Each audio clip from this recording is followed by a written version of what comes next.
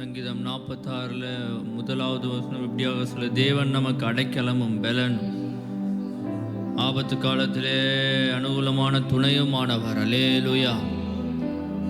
எங்களுடைய வாழ்க்கையிலே நீர் அடைக்கலமாய் இருக்கிறீரே ஆண்டவரே, எங்களுடைய பலனே உம்மை துதிக்கிறோம் என்று சொல்லுவோமா? பேர்பட்ட காலத்திலும் ஆபத்து நேரத்திலும் ஆண்டவரே எங்களுடைய துணையாய் நீர் நிற்கிறீரே, உமக்கு ஸ்தோத்திரம். உங்கள் வாழ்க்கையிலே அவர் துணையாய் இருந்தார் என்றால் ஒரு அல்லேலூயா என்று சொல்வோமா? ஆண்டவரே, எங்கள் வாழ்க்கையிலே நீர் துணை செய்கிறீரே, உமக்கு ஸ்தோத்திரம். சங்கீதம் 28:7 கர்த்தர் என் பலனும் என் கேடவுமாய் இருக்கிறார். என் இருதயம் அவரை நம்பி இருந்தது, நான் சகாயம் பெற்றேன். ஆகையால் என் இருதயம் களி கூறுகிறது, என் பாட்டினால் அவரை துதிப்பேன் என்று சங்கீதக்காரன் சொல்கிறான். அதே போல ஆண்டவரே எங்களுடைய பலனாய் இருக்கிறீரே ஆண்டவரே, எங்களுடைய கேடகமாய் இருக்கிறீரே ஆண்டவரே, எங்களுடைய இருதயங்கள் எல்லாம் உண்மையே நம்பி இருக்கிறது ஆண்டவரே. எங்கள் கண்கள் எல்லாமே நோக்கி பார்க்கிறது. சங்கீதக்காரன் சொல்லுகிறது போல நாங்கள் சகாயம் பெற்றோம் என்று நாங்களும் சொல்லுகிறோம். உண்மையே நாங்கள் பாட்டினால் நாங்கள் துதிக்கிறோம் என்று சொல்லுவோமா? ஆண்டவரே, இந்த ஆராதனை வேளையிலே உண்மையே நாங்கள் ஸ்தோத்தரித்து துதிக்கிறோம் என்று சொல்லுவோமா?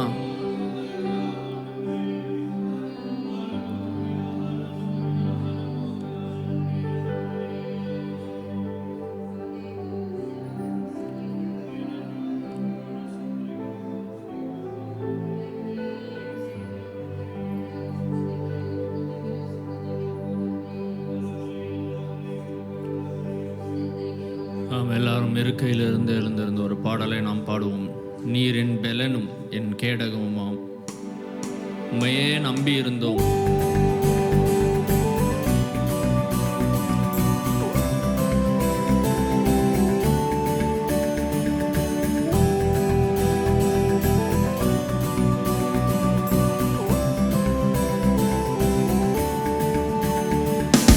நீர் என் பலனும் என் கேடகமா, உம்மைத்தான் நம்பியிருந்தேன்.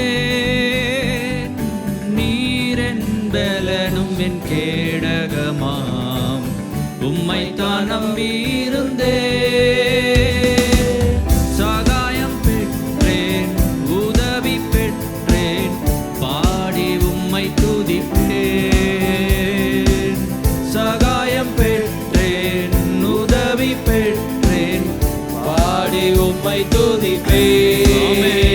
உம்மை போற்றுவேன், உம்மை உயர்த்துவேன், உம்மை பாடுவேன், உம்மை ஆராதிப்பேன். உம்மை போற்றுவேன், உம்மை உயர்த்துவேன், உம்மை பாடுவேன், உம்மை ஆராதிப்பேன்.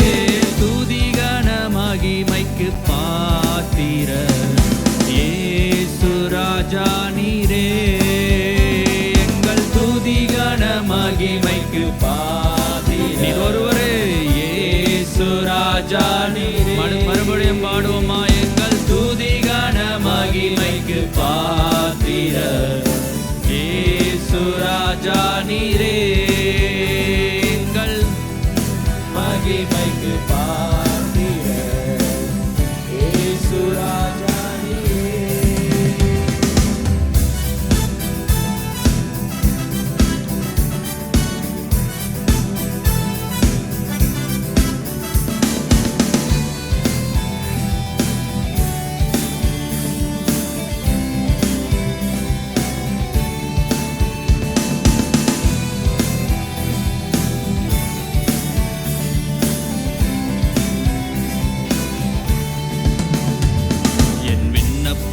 சத்தத்தை கேட்டவரே நன்றி நன்றி ஐயா. என் விண்ணப்பத்தின் சத்தத்தை கேட்டவரே நன்றி நன்றி ஐயா. விடுவித்து என்னை மீட்டவரே நன்றி நன்றி ஐயா.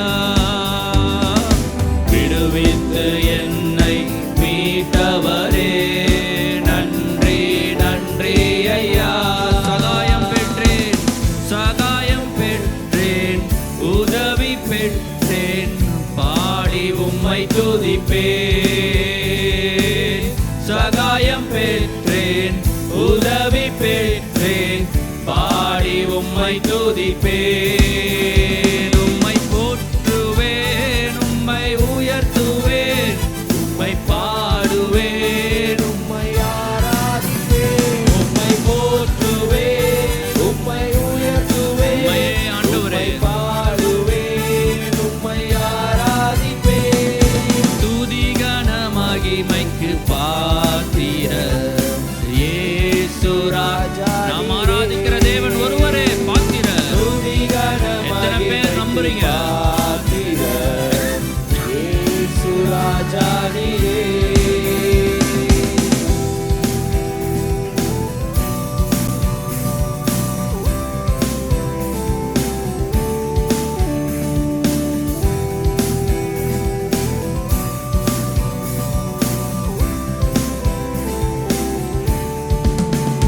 என்னை ரட்சித்து ஆசீர்வதித்தவரே, நன்றி நன்றி ஐயா.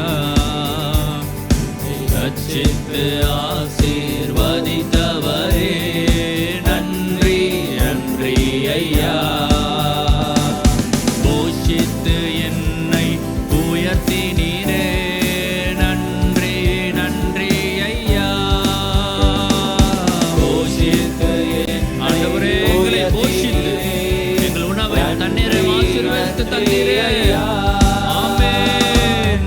சகாயம் பெற்றேன், உதவி பெற்றேன், பாடி உம்மை துதிப்பேன். எல்லாரும் சேர்ந்து சொல்லுவோமா? சகாயம் பெற்றேன், உங்கள் குரல் எல்லாம் உயர்த்தி சத்தமாய் பாடி உம்மை துதிப்பேன். எல்லாரும் சேர்ந்து உம்மை போற்றுவேன், உம்மை உயர்த்துவேன், உம்மை மாத்திரம் பாடுவேன், உம்மை ஆராதிப்பேன். உம்மை போற்றுவேன், உம்மை உயர்த்துவேன், உம்மை பாடுவேன், உம்மை ஆராதிப்பேன். துதி கன மகிமைக்கு பாத்திரர் நீர் ஒருவரே பாத்திரர். இந்த ஆராதனை வேளையிலே இயேசு கிறிஸ்து என்ற நாமம் ஒருவரே பாத்திரம். எல்லா துதி கன மகிமைக்கு மறுபடியும் எல்லா துதி கன மகிமைக்கு பாத்திரர் இயேசு ராஜா நீரே.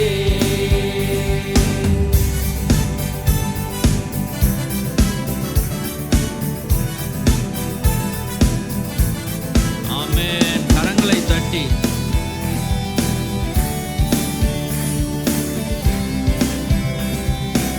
என் விண்ணப்பத்தை சத்தத்தை கேட்டார் அவர். அவருக்கு நன்றி என்று சொல்லி அவருடைய நாமத்தை துதிப்போமா? என் விண்ணப்பத்தின் சத்தத்தை கேட்டவரே, நன்றி நன்றி ஐயா. என் விண்ணப்பத்தின் சத்தத்தை கேட்டவரே, நன்றி நன்றி ஐயா. என்னை விடுவித்து விடுவித்து என்னை மீட்டவரே, நன்றி நன்றி ஐயா. விடுவித்து என்னை மீட்டவரே, நன்றி நன்றி ஐயா. சகாயம் பெற்றேன், உதவி பெற்றேன், பாடி உம்மை துதிப்பேன். சகாயம் பெற்றேன், உதவி பெற்றேன், பாடி உம்மை துதிப்பேன். உம்மை போற்றுவேன். எல்லாரும் கைகளை உயர்த்தி வானத்திற்கு நேராக உம்மை மாத்திரம் நாங்கள் ஆராதிக்கிறோம் என்று சொல்லுவோமா? உம்மை மாத்திரம் ஆண்டவரே, உம்மை பாடுவேன், உம்மை ஆராதிப்பேன். துதி கன மகிமைக்கு பாத்திரர் இயேசு ராஜா நீரே. நீர் ஒருவர் மாத்திரம். துதி கன மகிமைக்கு பாத்திரர் இயேசு ராஜா நீரே. மறுபடியும் பாடுவோமா? எங்கள் துதி கன மகிமைக்கு பாத்திரர் இயேசு ராஜா நீரே. எங்கள் துதி கன மகிமை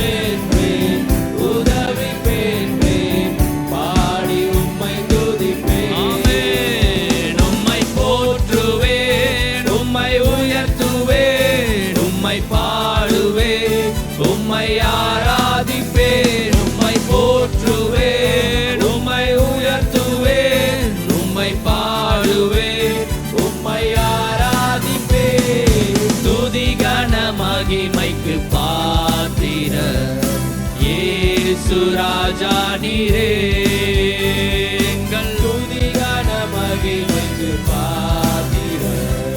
இயேசு ராஜா நீரே எங்கள் துதி கன மகிமைக்கு பாத்திரர். இயேசு ராஜா நீரே துதி கன மகிமைக்கு பாத்திரர். இயேசு ராஜா நீரே. அல்லேலூயா. ஸ்தோத்திரம் ஆண்டவரே. வார்த்தைக்கு நேராக நம்முடைய கவனத்தை கொண்டு வருவோம். ஓசியா தீர்க்கதரிசியின் புஸ்தகம் 14ஆம் அதிகாரம் 5வது வசனமும் 4வது வசனத்தையும் நாம் வாசிக்கலாம். நான் இஸ்ரவேலுக்கு பனியை போல் இருப்பேன். அவன் லீலி புஷ்பத்தை போல் மலருவான், லீபனோனை போல் வேரூன்றி நிற்பான். நான் அவர்கள் சீர்கேட்டை குணமாக்குவேன், அவர்களை மனப்பூர்வமாய் சிநேகிப்பேன். என் கோபம் அவர்களை விட்டு நீங்கிற்று. இந்த காலை வேளையிலே நம்ம தொடர்ந்து இந்த ஆண்டின் வாக்குத்தத்த வசனமாக ஓசியா தீர்க்கதரிசியின் புஸ்தகம் 14ஆம் அதிகாரம் 5வது வசனத்திலிருந்து தியானித்து கொண்டிருக்கிறோம். நான் இஸ்ரவேலுக்கு எப்படி இருப்பேன்? பனியை போல இருப்பேன். அவர் தம்முடைய அன்பின் நிமித்தம் நம்மை பாதுகாக்கிறது பனிக்கு சமானம் என்று தியானித்தோம். அவருடைய கிருபை ஞானம் நம்மை சூழ்ந்து கொள்ளும் பொழுது அது நமக்கு பனியை போன்றது என்று தியானித்தோம். சில வேளைகளிலே எனக்கு தனிப்பட்ட வாழ்விலே கர்த்தர் பனியைப் போல இல்லையே என்று உணர்கிறவர்களும் நம்மிடையே இருக்கத்தானே செய்கிறோம். அவர்களுக்கெல்லாம் ஆண்டவர் பனியைப் போல் இருக்கிறார். எனக்கு நம் ஒவ்வொருவரிலும் அந்த எண்ணங்கள் ஏற்பட வாய்ப்பு உண்டுதான். கர்த்தருடைய நாமத்துக்கு மகிமை உண்டாகட்டும். கர்த்தர் சொல்லுகிற ஆலோசனையை நான் கேட்பேன் என்று சொல்லுகிற பிள்ளைகள் உங்களுடைய கரங்களை பரலோகத்திற்கு நேராக உயர்த்தி அல்லேலூயா என்று சொல்லுவோமே. நான் தேவ ஆலோசனைக்கு கட்டுப்படுவேன் ஆண்டவரே. நம்முடைய இருதயத்திலே ஒருவர் மட்டும்தான் வாழ முடியும். 2 நபர்களுக்கு நம்முடைய இருதயத்திலே இடமில்லை. நம்முடைய இரட்சகர் இயேசு கிறிஸ்துவும் மத்தேயு 6ஆம் அதிகாரம் 24வது வசனத்திலே சொல்லுகிறார், உலகப் பொருளுக்கும் தேவனுக்கும் ஊழியம் செய்ய உங்களால் கூடாது என்று சொல்லுகிறார். யாராவது ஒருவர் தான்.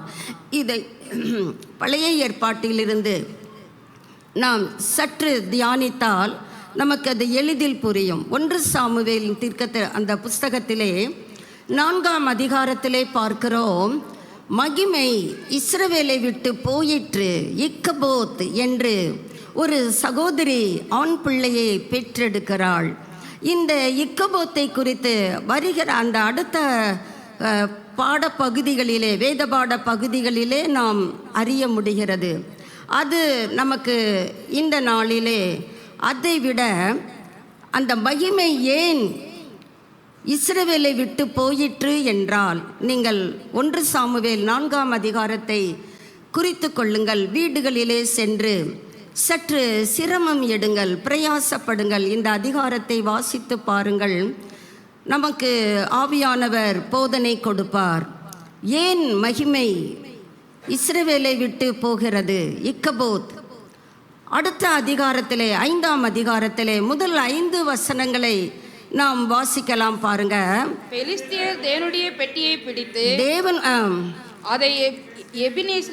அதை எபனேசரிலிருந்து அஸ்தரோத்திற்கு என்ன செய்தார்கள்? கொண்டு போனார்கள். வாசிக்கலாம். பெலிஸ்தியர் தேவனுடைய பெட்டியை பிடித்து, தேவனுடைய பெட்டி எங்கே இருக்க வேண்டும்? இஸ்ரவேலரிடத்திலே இருக்க வேண்டும். ஆனால் சூழ்நிலை மாறுதலாகிவிட்டது. தேவனுடைய பெட்டி பெலிஸ்தர் என்ன செய்கிறார்கள்? பிடித்து. அப்படி என்றால் கர்த்தரை பெலிஸ்தர் மடக்க முடியுமா? ஒரு நாளும் கர்த்தர் தம்முடைய வெற்றியை, தம்முடைய மகிமையை, தம்முடைய துதியை யாருக்குமே விட்டு கொடுப்பதில்லை. அவர் மேன்மையான தேவன். எல்லா நாமங்களிலும் அவரே மேலானவர். தொடர்ந்து நம்ம படிக்கிறோம். அங்கே அந்த தேவனுடைய பெட்டி ஒரு சாதாரண சிறு பெட்டி தான். எங்கே கொண்டு போய் வைக்கிறார்கள்? தாகோனின் கோவிலிலே வைத்தார்கள். தாகோனின் கோவிலில் வைக்க கூட இல்லை, தாகோனுக்கு பக்கத்திலே வைக்கிறார்கள். தாகோன் அண்டையிலே வைத்தார்கள். தேவனுடைய பெட்டி எதுவும் செய்யவில்லை. தேவனுடைய பெட்டி அப்படியே தான் இருக்கிறது. ஆனால் என்ன நடக்கிறது? அஸ்தோத்து ஊரார் மறுநாள் காலமே எழுந்திருந்து அவங்களுக்கு தெரியும், தேவனுடைய பெட்டியை குறித்த காரியங்கள் தெரியும். தேவனுடைய பெட்டி ஏன் பிடிபட்டது, ஏன் பெலிஸ்தராகிய நாம் அதை பிடித்து வந்திருக்கிறோம். தே நோன் வெல், நன்கு அறிந்திருக்கிறார்கள். அதனால தான் காலையில எழும்பிடுறாங்க. அதிகாலமே எழுந்திருந்து வந்தபோது அப்போ அங்க ஒரு சம்பவத்தை பார்க்கிறார்கள். தாகோன் கர்த்தருடைய பெட்டிக்கு பெட்டி ஒன்றும் செய்யவில்லை. நான் மறுபடியும் அதை உங்கள் மனதிலே பதிய வைக்க ஆவியானவர் விரும்புகிறார். பெட்டி ஏதும் செய்யவில்லை. தாகோன் என்ன செய்கிறான்? கர்த்தருடைய பெட்டிக்கு முன்பாக தரையிலே விழுந்து கிடந்தது. மல்லாந்து கிடந்தா வீரத்தனம். முகங்குப்புற விழுந்தால் அதற்கு வேறொரு பெயர் தானே. முகங்குப்புற விழுந்து கிடந்தது. எதை சொல்லுவோம்? கிடந்தது கிடக்குது. நாம் ஒரு அலட்சியம் மனப்பக்குவம் இருந்தால்தான், அலட்சியமான ஒரு மனப்பாங்கு இருந்தால்தான் கிடந்தது என்று சொல்லுவோம். கர்த்தர் தாகோனை எப்படி அலட்சியமாக சொல்லுகிறார்? எனக்கு முன்பாக தரையிலே முகங்குப்புற விழுந்து கிடந்தது. இவர்கள் பெலிஸ்தர் என்ன செய்கிறார்கள்? தாகோனை எடுக்கிறார்கள். ஐயோ, நமக்கு சாமிக்கு வந்த நிலைமையை பாருங்கடா. எடுத்து அதன் ஸ்தானத்திலே திரும்பவும் என்ன செய்கிறார்கள்? நிறுத்தினார்கள். அவர்கள் மறுநாள் அடுத்த நாளைக்கும் எப்ப வர்றாங்க? காலமே. அவங்களுக்கு தெரியும் ஏதோ ஒன்று நடந்திருக்கு. தேவனுடைய பெட்டியின் விசேஷமும் அவர்களுக்கு தெரியும், தாகோனின் நிலைமையும் அவர்களுக்கு தெரியும். மறுநாள் காலமே எழுந்திருந்து வந்தபோது 3வது வசனத்தில் வாசிக்கிற அதே காரியத்தை தான் ஆவியானவர் 4வது வசனத்திலும் எழுதுகிறார். மறுநாள் காலமே எழுந்திருந்து வந்தபோது இதோ தாகோன் கர்த்தருடைய பெட்டிக்கு முன்பாக தரையிலே முகங்குப்புற விழுந்து கிடந்ததும் அல்லாமல். அல்லேலியா சொல்லிடுவோமே. அந்த அல்லேலியாவுக்கு பின்னால படிச்சாதான் புரியும். சும்மா நம்ம பிளைண்டா அல்லேலியானா கூடாது. அதுக்கு அடுத்த காரியங்களிலே கர்த்தர் எழுதுகிறார். முகங்குப்புற விழுந்து கிடந்ததும் அல்லாமல் தாகோனின் தலையும் அதன் 2 கைகளும் 2 தானே இருக்கும், ஒரு தலை தானே இருக்கும். 2 கைகளும் தலையும் வாசற்படியின் மேல் தேவனுடைய பெட்டிக்கு பக்கத்துல நிற்கிறதற்கு அருகதை இல்லை. எங்கே கிடக்கிறது? வாசற்படி அண்டையிலே உடைபட்டு கிடந்தது. அதனாலதான் ஆண்டவருக்கு அல்லேலியா சொல்லுகிறோம். தேவன் வெற்றி சிறந்தவர். அவர் ஒருவர் தான் நம்முடைய இதயத்திலே வாசம் பண்ண வேண்டும். தாகோனும் ஒரு ஓரத்தில் இருக்கணும்னா அந்த தாகோன் தலையும் உடைஞ்சிரும், கை காலும் உடைஞ்சிரும். உடைகிறது மட்டும் இல்லாமல் வாசற்படியிலே விழுந்து கிடக்கிற அவல நிலைமை. தாகோனுக்கு உடல் மாத்திரம் மீதியா இருந்தது. இப்போ அந்த ஊரில் இருக்கிற பூசாரிகள் என்ன செய்கிறார்கள் பாருங்க.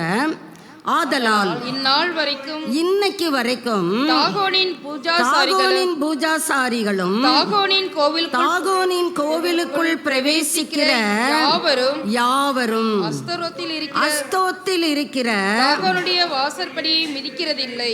ஆனா இஸ்ரவேலர் தாகோனுடைய வாசற்படியை மிதிக்கிறார்கள். இதுதானே நிஜம். இப்பொழுது கர்த்தர் கேட்கிறார், நான் எப்படி உனக்கு பணியை போல இருப்பது? கர்த்தருடைய ஆவியானவர் நம்மோடு பேசும் பொழுது அந்த சத்தியத்தை நாம் ஏற்றுக்கொள்ளுவோம். இந்த நாளின் தலைப்பு இருமனம், டபுள் மைண்டட்னஸ். ஒரு விதத்திலே சொல்லுகிறார்கள் அன்பிரடிக்டபிலிட்டி என்று சொல்லுகிறார்கள். பலவிதமான இந்த இருமனம் என்று சொல்லுகிற அந்த வார்த்தைக்கு பல காரியங்களை வேதம் ஒரே பொருளிலே தான் கூறுகிறது, பல வார்த்தைகளை கொண்டு. நாம் இந்த நாளிலே இந்த இருமனம் என்கிற நிலைமையை ஜெயிப்போம் என்றால் கர்த்தர் சொல்லுகிறார், நான் உனக்கு பனியை போல் இருப்பேன். நம்ம டபுள் மைண்டாக இருந்தோம் என்றால் பாருங்க, தாகோன் உடைப்பட்டதை பார்த்த அந்த ஊர் ஜனங்களும் அந்த பூஜாசாரிகளுமே அந்த வாசப்படியை மிதிக்கிறது இல்லை. நம்ம யோசித்து பார்ப்போம். 2 மனம். இப்பொழுது யாக்கோபு 1:8 வருவோம். யாக்கோபு பழைய ஏற்பாட்டில் அல்ல, புதிய ஏற்பாட்டிலே இருமனம் உள்ளவன் எபிரேயருக்கு அடுத்த பகுதியாக யாக்கோபு புஸ்தகம் காணப்படுகிறது. 8வது வசனம். இருமனம் உள்ளவன் தன் வழிகளில் எல்லாம் நிலையற்றவனாய் இருக்கிறார். இன்ஸ்டெபிலிட்டி. இப்படியா அப்படியா? தாகோனை வைத்துக் கொள்ளலாமா? ஆண்டவரை ஆராதிக்கலாமா? தாகோன் பாவம் தானே, கொஞ்சம் ஓரத்தில் இருக்கட்டும். தேவனுடைய பெட்டிக்கு முன்பாக தாகோன் நிற்க முடியாது. நாம் அதை மனதில் வைத்துக்கொள்ள கற்றுக்கொண்டோமானால் நம் இருதயம் முழுவதும் வெற்றி சிறந்தவருக்கே மாத்திரமே என்கிற நிச்சயத்திலே வாழ முடியும். இருமனம் உள்ளவன், இன்ஸ்டெபிலிட்டி. அப்படிப்பட்டவன் தன் வழிகளிலே எப்படி இருக்கிறான்? ஸ்டேபிளாவன் இல்லைப்பா அப்படின்னு கர்த்தர் எழுதி வைத்திருக்கிறார். 119ஆம் சங்கீதம் 113வது வசனத்திலே சங்கீதக்காரன் சொல்லுகிறார், வீண் வார்த்தைகளை நான் வெறுத்து. நீங்கள் ஆங்கில மொழியாக்கங்களிலே பிரவேசித்து பார்ப்பீர்களானால் அந்த வீண் வார்த்தை என்கிற பதத்திற்கு டபுள் மைண்டட்னஸ் என்று தான் போடப்பட்டு இருக்கிறது. 2 மனம் நான் வெறுக்கிறேன். நான் வெறுத்து எதிலே பிரியப்படுகிறேன்? கர்த்தருடைய வேதத்திலே. நம்முடைய கரங்களை வைத்திருக்கிற வேதம் மகத்துவம் நிறைந்தது. அது நம்முடைய வாழ்விலே அற்புதங்களை செய்ய வல்லமை உள்ளது. நாம் எந்த அளவிற்கு ஒரு மனதோடு சிங்கிள் மைண்டடாக கர்த்தரை ஆராதிக்கிறோமோ அந்த அளவிற்கு தேவனுடைய மகத்தான கரத்தின் வல்லமையை நம்மால் பார்க்க முடியும், அனுபவிக்க முடியும், களி கூற முடியும். நாம் நிலையற்று காணப்படுகிறோமே பிகாஸ் ஆஃப் டபுள் மைண்டட்னஸ். இதே யாக்கோபு 4ஆம் அதிகாரம் 8வது வசனத்தின் பின்பகுதியிலே சொல்லுகிறார், இருமனம் உள்ளவர்களே உங்கள் இருதயங்களை பரிசுத்தமாக்குங்கள். அப்போ நமக்கு எது பிரச்சனை ஏற்படுகிறது? இந்த ஒரு மனதோ கர்த்தரை ஆராதிப்பதற்கு, அல்லது இருமனதோடு தாகோனையும் நான் சேவிக்கிறேன், கர்த்தரையும் நான் சேவிக்கிறேன், தேவனுடைய பெட்டியாகிய பிரசன்னத்தையும் வாஞ்சிக்கிறேன். தாகோன் பாவம் தானே, ஒரு ஓரத்தில் இருந்து கொள்ளட்டுமே. தேவனுடைய பெட்டி எதுவும் செய்யவில்லை, தாகோனுக்கு தான் அவல நிலைமை. தேவனுடைய பெட்டி தாகோனோடு சண்டை போடவில்லை. தேவனுடைய பெட்டியினுடைய சர்வ வல்லமைக்கு முன்பாக தாகோன் நிற்க முடியவில்லை. அதுதான் நிஜம். தலை மட்டுமல்ல, கைகளும் உடைபட்ட நிலையிலே பக்கத்தில் கூட இருக்க முடியலை. வாசப்படிக்கு கடந்து போய் தேவனுடைய பெட்டியா தள்ளிவிட்டது. எல்லாரும் பார்க்குறாங்க, பெட்டி அங்கே அமைதலாக நின்று கொண்டு இருக்கிறது. தேவனுடைய பெட்டி யாருக்கும் தீமை செய்வதில்லை. ஆனால் தேவனுடைய பிரசன்னத்தினுடைய வல்லமைக்கு முன்பாக விக்கிரகங்கள் நிற்க முடியாது என்பதுதான் நிதர்சனமான உண்மை. கர்த்தர் எத்தனை பெரியவர்! நம்முடைய இருதயத்திலே கர்த்தருக்கு எந்த அளவிற்கு இடம் கொடுத்திருக்கிறோம்? 99% கர்த்தருக்குங்க, ஒன்லி 1% தான் தாகோனுக்கு. தாகோன் நிற்க மாட்டாங்க, அதுதான் பிரச்சனை. உங்கள் வாழ்க்கையில் இருக்கிற தாகோன்கள் அது உடஞ்சி வெளியேறதுக்கு பதிலாக நீங்கள் அதை வெளியேற்றி விடுவீர்களானால் கர்த்தர் சொல்லுவார், நான் மனம் மாறாமல் இருப்பேன், நான் கர்த்தர், நான் மாறாதவர், நான் உனக்கு பனியை போல் இருப்பேன். இந்த இருமனம் நாம் எப்பொழுது ஜெயிக்கிறோமோ அப்பொழுது கர்த்தர் நமக்கு பனியை போன்றவராய் இருக்கிறார். இந்த இருமனதை நான் எப்படி ஓவர் கம் பண்ணுவது, ஜெயிப்பது? Very simple. நாம் ஆவியானவருடைய அந்த ராஜ்ய பாரத்திற்கு கீழாக தங்கி இருப்பதே சாலச் சிறந்தது. ஆவியானவருடைய பிரசன்னத்திற்குள்ளாக நாம் தங்கி இருப்போமானால் கர்த்தருடைய பனியை நம்மால் உணர முடியும், அனுபவிக்க முடியும். ஃபெர்வென்சி இன் த ஸ்பிரிட். நான் ஆவியானவர் மீது ஒரு தீராத தாகம் கொண்டிருக்கிறேன். அந்த தாகம் என்ன செய்கிறது? இருமனதை நம்மை விட்டு அப்புறப்படுத்தி போடுகிறது. ஆவிக்குரிய இன்ஸ்டெபிலிட்டி, ஸ்பிரிச்சுவல் இன்ஸ்டெபிலிட்டி, ஆவிக்குரிய காரியங்களிலே நாம் தடுமாறுகிறோமே, ஸ்டேபிளாக நம்மால் இருக்க முடியவில்லையே, ஃப்ளெக்சிபிளாக. சில நேரம் கர்த்தருக்கு முழு இடம் கொடுப்பேன், பல நேரம் தாகூர்கள் தான் எனக்குள்ளே உட்கார்ந்துருக்கு. நம்முடைய இருதயத்திலே தேவனுடைய பெட்டியினுடைய ஆளுகைக்கு நாம் விட்டு கொடுப்போமானால், இதை தான் எலியா கேட்கிறார். 1 ராஜாக்கள் 18:21 அவர் கேட்கிறார், நீங்கள் எந்த மட்டும் 2 நினைவுகளால் இரு மனதால் குந்தி குந்தி நடப்பீர்கள். கர்த்தர் தெய்வமானால் அவரை பின்பற்றுங்கள், பாகால் தெய்வமானால் அவனை பின்பற்றுங்கள். அவனை என்ன மரியாதை பார்த்தீங்களா? கர்த்தருக்கு கொடுக்கிற மரியாதை பாகாலுக்கு எலியா கொடுக்கவில்லை. நாம் பாவம்ல, அதுக்கும் கொஞ்சம் மரியாதையை கொஞ்சம் கொடுப்போமே. மரியாதைக்கு பாத்திரர் ஒருவர், இயேசு கிறிஸ்து மாத்திரமே. துதி, கனம், மகிமை, ஸ்தோத்திரம், புகழ்ச்சி, வல்லமை, ஞானம், ஐஸ்வர்யம், பெலன் அத்தனையும் இயேசுவுக்கே உரித்தானது. இதில் சில பகுதி கூட தாகோனுக்கோ பாகாலுக்கோ இல்லை. எலியா கேட்கிறார், எந்த மட்டும் 2 நினைவுகளால் இரு மனதால், டபுள் மைண்டடாக இருக்கிறீங்க. ஒன்று கர்த்தர் தெய்வம் நினைக்கிறீங்களா, கர்த்தரை பின்பற்றுங்க. இல்லை பாகால் தெய்வம் நினைக்கிறீங்களா, போங்க அவனை பின்பற்றுங்கள். ஜனங்கள் பிரதியுத்தரமாக ஒன்றும் பேசாதிருந்தார்கள். என்ன பேச முடியும்? ஜனங்களுக்கு தெரியாதா என்ன யார் உண்மையான தெய்வம் என்று? ஜனங்கள் பேசாதிருந்தார்கள். நம்மை போல நாம் இப்பொழுது பேசாதிருக்கிறோம் தானே. இங்கிட்டும் அங்கிட்டும் அப்படியே டைலமாவாக நம்முடைய வாழ்க்கை குழப்ப நிலையிலே தானே போய்கொண்டிருக்கிறது. 2 ராஜாக்களுக்கு வருவோம். 17:33 வாசிக்கலாம். 2 ராஜாக்கள் 17. அப்படியே கர்த்தருக்கு பயந்து தாங்கள் விட்டு வந்த அந்த இரு மனதை குறித்த காரியத்தை கர்த்தருடைய ஆவியானவர் இங்கே எழுதி வைத்திருக்கிறார். வாசிக்கலாம். அப்படியே கர்த்தருக்கு பயந்தும் தாங்கள் விட்டு வந்த ஜாதிகளுடைய முறைமையின்படியே தங்கள் தேவர்களை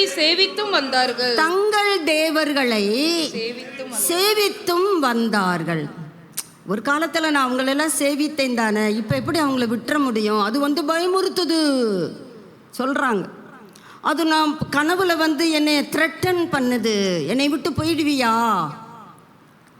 அதனால நான் அதையும் சேவித்து கொள்ளுகிறேன். கர்த்தருக்கும் நான் என்ன செய்கிறேன்? பயப்படுகிறேன். இதுதான் இருமனம். இந்த இருமனம் நம்முடைய வாழ்க்கையிலே இருக்கும் என்றால் பாருங்க, 34 வாசிக்கலாம். இந்நாள் வரைக்கும் அவர்கள்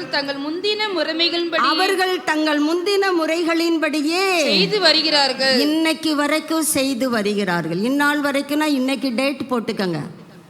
கர்த்தருடைய ஆவியானவர் எவ்வளவேனும் பொய்யுரையாத தேவன். சபைக்கு ஆவியானவர் சொல்லுகிறதை காதுள்ளவன் கேட்க கடவன். இந்நாள் வரைக்கும் அவர்கள் முந்தின முறைகளின்படியும் செய்து வருகிறார்கள். கர்த்தருக்கு பயந்து நடக்கிறதும் இல்ல. கர்த்தர் கற்பித்த நியாய பிரமாணத்துக்கும் கற்பனைக்கும் ஒத்தபடி எதுவும் செய்கிறது இல்ல. இதுதான் இருமனம். இதுக்கு மேல ஆவியானவர் நமக்கு எப்படி இருமனதை குறித்து விளக்கம் கொடுக்க முடியும்? நம்மிலே இருமனம் உண்டுதானே. ஒத்துக்கொள்ளுகிற பிள்ளைகளை கர்த்தர் மனதார ஆசையோடு பார்க்கிறார். ஆண்டவரே, நான் இருமனதாய் வாழ்ந்து கொண்டிருக்கிறேன். நான் சிங்கிள் மைண்டடாக என்னை உமக்கு அர்ப்பணித்து உமக்கு பயந்து உமக்கே உண்மையாய் வாழ என்னை தருகிறேன் என்று கர்த்தருக்கு இந்த காலை வேளையிலே நம்மை கொடுப்போம். நமக்கு தேவன் கொடுக்கிற தருணங்கள், சந்தர்ப்பங்கள் மிகவும் ப்ரெஷியஸ், மிகவும் விலையேறப்பெற்றவை. நீங்கள் வச்சிருக்கிற கோல்டு எல்லாம் அதுக்கு ஈக்குவல் கிடையாது. நீங்கள் வச்சிருக்கிற கோல்டு உங்களை ரட்சிக்காது. வேணா மார்ட்டிகேஜ் பண்ணிக்கலாம், அது உதவும். என் வீட்டுக்கு தேவைக்கு உதவும், எனக்கு இந்த காரியத்துக்கு அது உதவும், அது இருக்கட்டும். நான் அதை குறித்து விவாதிக்க வரவில்லை. அது உங்களை ரட்சிப்பது இல்லை என்பதை தான் ஆதாரபூர்வமாக வேதத்திலிருந்து பகிர்ந்து கொண்டிருக்கிறேன். நம்ம வைத்திருக்கிற வெல்த் நம்மை ரட்சிப்பதும் இல்லை. அது பேரே செல்வம். செல்வோம் செல்வோம் என்று அது கடந்து கொண்டே செல்லுகிறது. ஒரு சில நேரம் நம்ம கையில் இருக்கும், அடுத்த நேரம் நம்மை பார்த்து சொல்லுகிறார்கள், வாழ்ந்தவங்க இப்போ இப்படி ஆயிட்டாங்க. அப்படி என்றால் செல்வம் என்ன செய்து விட்டது? செல்வோம் என்று சென்று விட்டது. அப்படிப்பட்ட வெல்த் நம்மை ரட்சிக்குமா? நாம் யாருக்கு இடம் கொடுக்கிறோம்? நம்முடைய எல்லா காரியங்களிலும், நாம் வீடுகளிலே அனுசரிக்கிற காரியங்களிலே யாருக்கு முதலிடம்? கர்த்தருக்கா, பாகாலுக்கா? கர்த்தருக்கா, தேவனுடைய பெட்டிக்கா, தாகோனுக்கா? சற்று சிந்தித்து பார்ப்போம். இந்த காலை வேளையிலே ஆண்டவர் இயேசுவோடு கூடவே ஒரு சீடன் இருந்தான், நமக்கெல்லாம் நல்ல பரிச்சயமானவன். அவனை குறித்து ஆவியானவர் இருமனதை குறித்து கூடவே தான் இருந்தான். அவனுக்குள்ளே இருமனது இருக்குது என்பதை இயேசு அவனை பார்த்து சொல்லுகிறார். வேத புத்தகத்திலே, புதிய ஏற்பாட்டிலே லூக்கா 22ஆம் அதிகாரம் 31 முதல் 34 வரை நாம் வாசிக்க கேட்கலாம். பின்னும் ஒரு தடவை பெயர் சொல்லி கூப்பிட்டா ஓகே, 2 தடவை பெயர் சொல்லி கூப்பிட்டா அதில் ஏதோ ஒரு காரியம் இருக்குது. உங்கள் பெயரை கர்த்தர் அழைக்கிறாரா? நீ என்னுடையவன் என்னுடையவள் என்று அழைக்கிறாரா? இல்லைங்க, இங்கே கர்த்தர் 2 தடவையாக சீமோனே சீமோனே, இதோ கோதுமையை சுளகினால் புடைக்கிறது போல. ஒரு வேத பண்டிதர் சொல்லுகிறார், கோதுமையை சொலகுல புடைக்கிற மாதிரி இந்த நபரை, இந்த சீடனை நான் புடைக்கிறதற்கு எனக்கு நீர் உத்தரவு தர வேண்டும். இதே போலதான் யோபு என்கிற மனிதனையும் புடமிடும்படியாக தேவனுடைய அனுமதியை கேட்ட பிறகுதான் யோபுவை அவன் புடமிடுகிறான். கர்த்தர் அனுமதி இல்லாமல் நம்முடைய வாழ்க்கையிலே ஒரு முடியாகிலும் விழுவதில்லை. கர்த்தருடைய சித்தம் நாம் வாழ்ந்து ஜெயித்து வளமாயிருக்க வேண்டும் என்பதுதான். ஆனால் நம்முடைய இருமனம் நம்முடைய ஆசீர்வாதங்களுக்கு, நம்முடைய நன்மைகளுக்கு தடையாக, இடரலாக, தடைக்கல்லாக அமைந்து விடுகிறது. இங்கே கர்த்தர் சொல்லுகிறார், உன்னை புடைக்கிறதுக்கு பாருங்க, புடைக்கும் பொழுது ஒரு வேத பண்டிதர் சொல்லுகிறார், அந்த மணியும் அந்த தூசி தவிடோடு வெளியே விழுந்துவிடும். நீங்கள் சொலகு பார்த்துருக்கீங்களா? புடைச்சி பாருங்க. சில நேரங்களிலே நல்ல பருப்போ மணியோ அந்த கோதுமையோ அரிசியோ கீழே விழ வாய்ப்பு உண்டு. சாத்தான் நினைக்கிறான், நான் புடைக்கும்போது இவன் என்ன பண்ணிடணும்? ஸ்கிப் ஆகிவிடணும், சொலகுல இருக்கப்படாது. அதுதான் சத்ருவினுடைய நோக்கம். அந்த நோக்கத்தை சாத்தான் உன்னை மேலே இப்படிப்பா வச்சிருக்கிறான். பட் நான் என்ன பண்ணுறேன்? உனக்காக வேண்டுதல் செய்கிறேன். நல்ல தேவன் நம்முடைய ஆண்டவர் நல்லவர் இல்லைன்னு யாரும் சொன்னோம்னு சொன்னால் நாம் கர்த்தருக்கு கணக்கு கொடுக்க வேண்டும். எத்தனை நல்ல தேவன்! அங்கே சாத்தான் என்கிட்ட கேட்டுக்கிட்டாம்பான்னு சொல்லிட்டு அதுக்கு ரெமெடியான ஒரு காரியத்தை சொல்லுகிறார். உன் விசுவாசம் ஒளிந்து போகாதபடிக்கு உனக்காக வேண்டிக் கொண்டேன். உங்களுக்காகன்னு சொல்லலைங்க, உனக்காக நான் வேண்டிக் கொண்டேன். கர்த்தர் மிகவும் நல்லவர். எபிரெயர் 7ஆம் அதிகாரம் 25வது வசனத்திலே நீங்கள் வாசித்து பார்ப்பீர்களானால் கர்த்தர் வேண்டுதல் செய்கிறவர். மேலும் தமது மூலமாய் தேவனிடத்தில் சேருகிறவர்களுக்காக வேண்டுதல் செய்யும்படிக்கு நாம் இயேசு கிறிஸ்து மூலமாக பிதாவினிடத்திலே சேர்ந்திருக்கிறோம் தானே. நம் ஒவ்வொருவருக்காக வேண்டுதல் செய்யும்படிக்கு இயேசு நேற்று உயிரோடு இருந்தார், இன்று உயிரோடு இருக்கிறார், நாளையும் உயிரோடு இருப்பார். சதா காலமும் அவர் உயிரோடு இருக்கிற தெய்வன். அவர் ஜீவனும் தீர்க்காயுசுமான தெய்வம். அவர் உயிரோடு இருக்கிறவர் ஆதலால் தேவ பிள்ளைகளை முற்றுமுடிய ரட்சிக்கிறதற்கு he is able. அவருக்கு வல்லமை உண்டு. வல்லவராய் இருந்தார், இருப்பார் அல்ல, இருக்கிறார். இருக்கிறேன் என்பவர் அங்கே சீமோனை பார்த்து சொல்லுகிறார், நான் உனக்காக வேண்டிக் கொண்டேன். அதனால தான் இந்த பேதுரு ஒரு இடத்துல சொல்றாரு, 2 பேதுரு 3ஆம் அதிகாரம் 17வது வசனத்திற்கு வருவோம். 2 பேதுரு 3:17.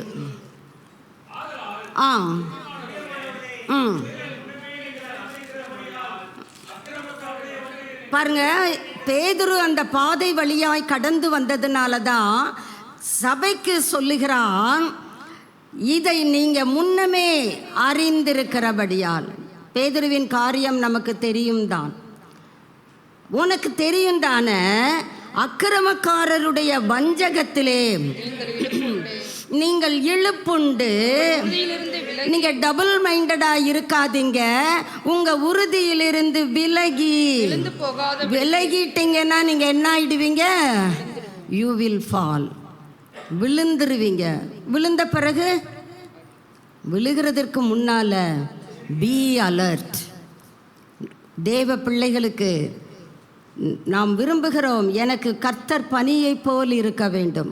ஆமேன். கர்த்தர் பனியை போன்றவர் தான். ஆனால் நம்முடைய இருமனம் நமக்கே எதிராய் அமைந்துவிட வாய்ப்பு உண்டு. தேவன் ஒருபொழுதும் குற்றங்களுக்கு உட்பட்டவர் அல்ல. நம்முடைய உறுதியிலிருந்து விலகிட்டா விழுந்து போய்விடுவோம். அதனால நீங்க எப்படி இருங்க? எச்சரிக்கையாயிருங்க, கவனமாயிருங்க. நம் சீமோனை புடைக்கிறது போலதான் நம் ஒவ்வொருவரையும் சத்துரு புடைத்து கொண்டு தான் இருக்கிறான். நம்ம அடிக்கடி சொல்கிறோம் தானே, அந்த பிசாச்சி என்னை பாடாப்படுத்துது. அது மனைவி உருவத்தில் இருக்கலாம், கணவர் உருவத்தில் இருக்கலாம், ஏதோ ஒரு உருவத்தில் இருந்து அவங்கள காட்டி சொல்லுது, பிசாச்சி என்னை பாடாப்படுத்துறான்.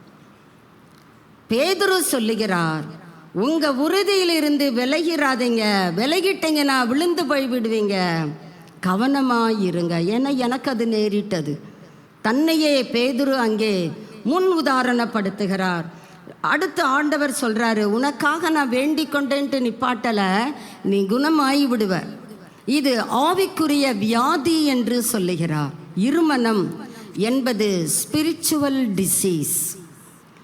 வியாதிப்பட்டு இருக்கும் பொழுது நீங்கள் நல்ல பலத்தோடு இருக்கிறீங்க அப்படின்னு நீங்கள் சொல்லி பாருங்க, கும்மாங்குத்து கொடுத்து அனுப்புவாங்க. அப்படி தானே? ஒருத்தர் வியாதிப்பட்டு இருக்கிறாங்க, பலத்தோடு இருக்கிறீங்க, எந்திரிச்சு வேலையை பாரு அப்படின்னு உங்கள் வீடுகளில் இருக்க நபர் சொல்லுகிறார்கள் என்று வைத்து கொள்ளுவோம். உங்கள் பார்வை எப்படி இருக்கும்? பார்வையிலேயே எரித்து விடும். நாயா பலவீனமாக இருக்கிறேன், ஒத்துக்கொள்ளுவதில்லை. நீ குணப்படுவ. குணப்பட்ட பின்பு உன் சகோதரரை என்ன பண்ணு? ஸ்திரப்படுத்து. அதை தான் ஓசியா 14:4 கர்த்தர் சொல்றார், நான் அவர்கள் சீர்கேட்டை குணமாக்குவேன். ஆவிக்குரிய வியாதி எது? Double mindedness, unpredictability. இதை வேதம் பலவிதமான வார்த்தைகளிலே நமக்கு சொல்லுகிறது. ஆமோஸ் 9:9 வாசிக்கலாம்.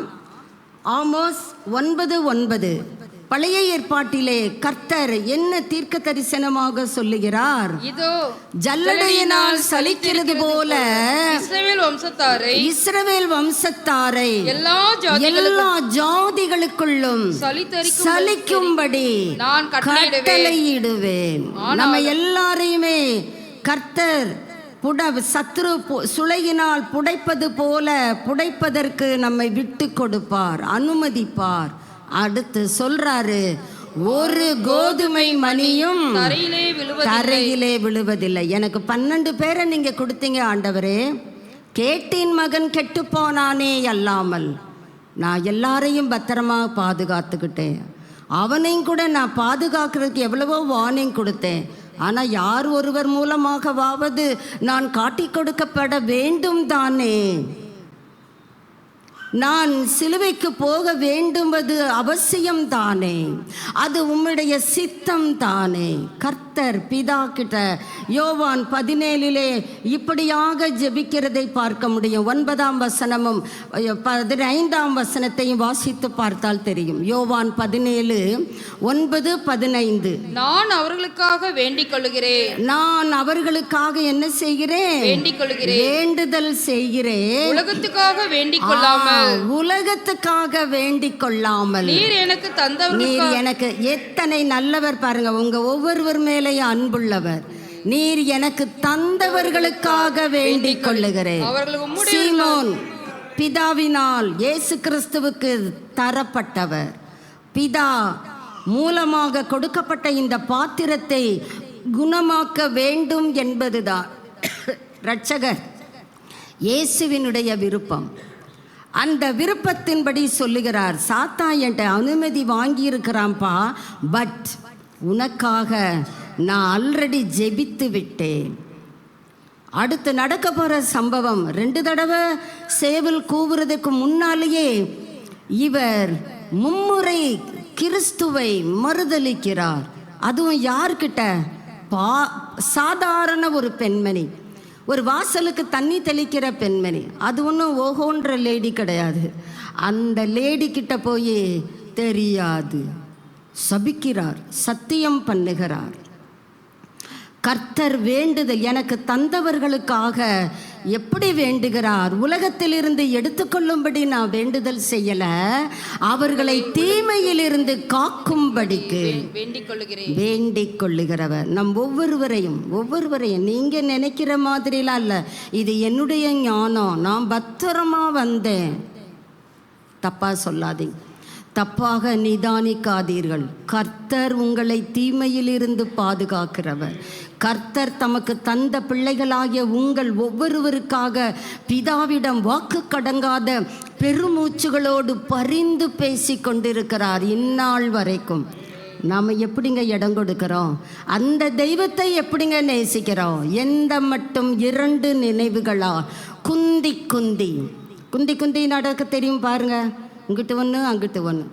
ஒரு நேரம் கர்த்தர், ஒரு நேரம் தாகும், ஒரு நேரம் உடன்படிக்கை பெட்டி, ஒரு நேரம் பாகால். இப்படி எத்தனை நாளைக்கு தான் நீங்கள் நடக்க போகிறீங்க? ஆவியானவருடைய கேள்விக்கு உங்கள் பதில் என்ன?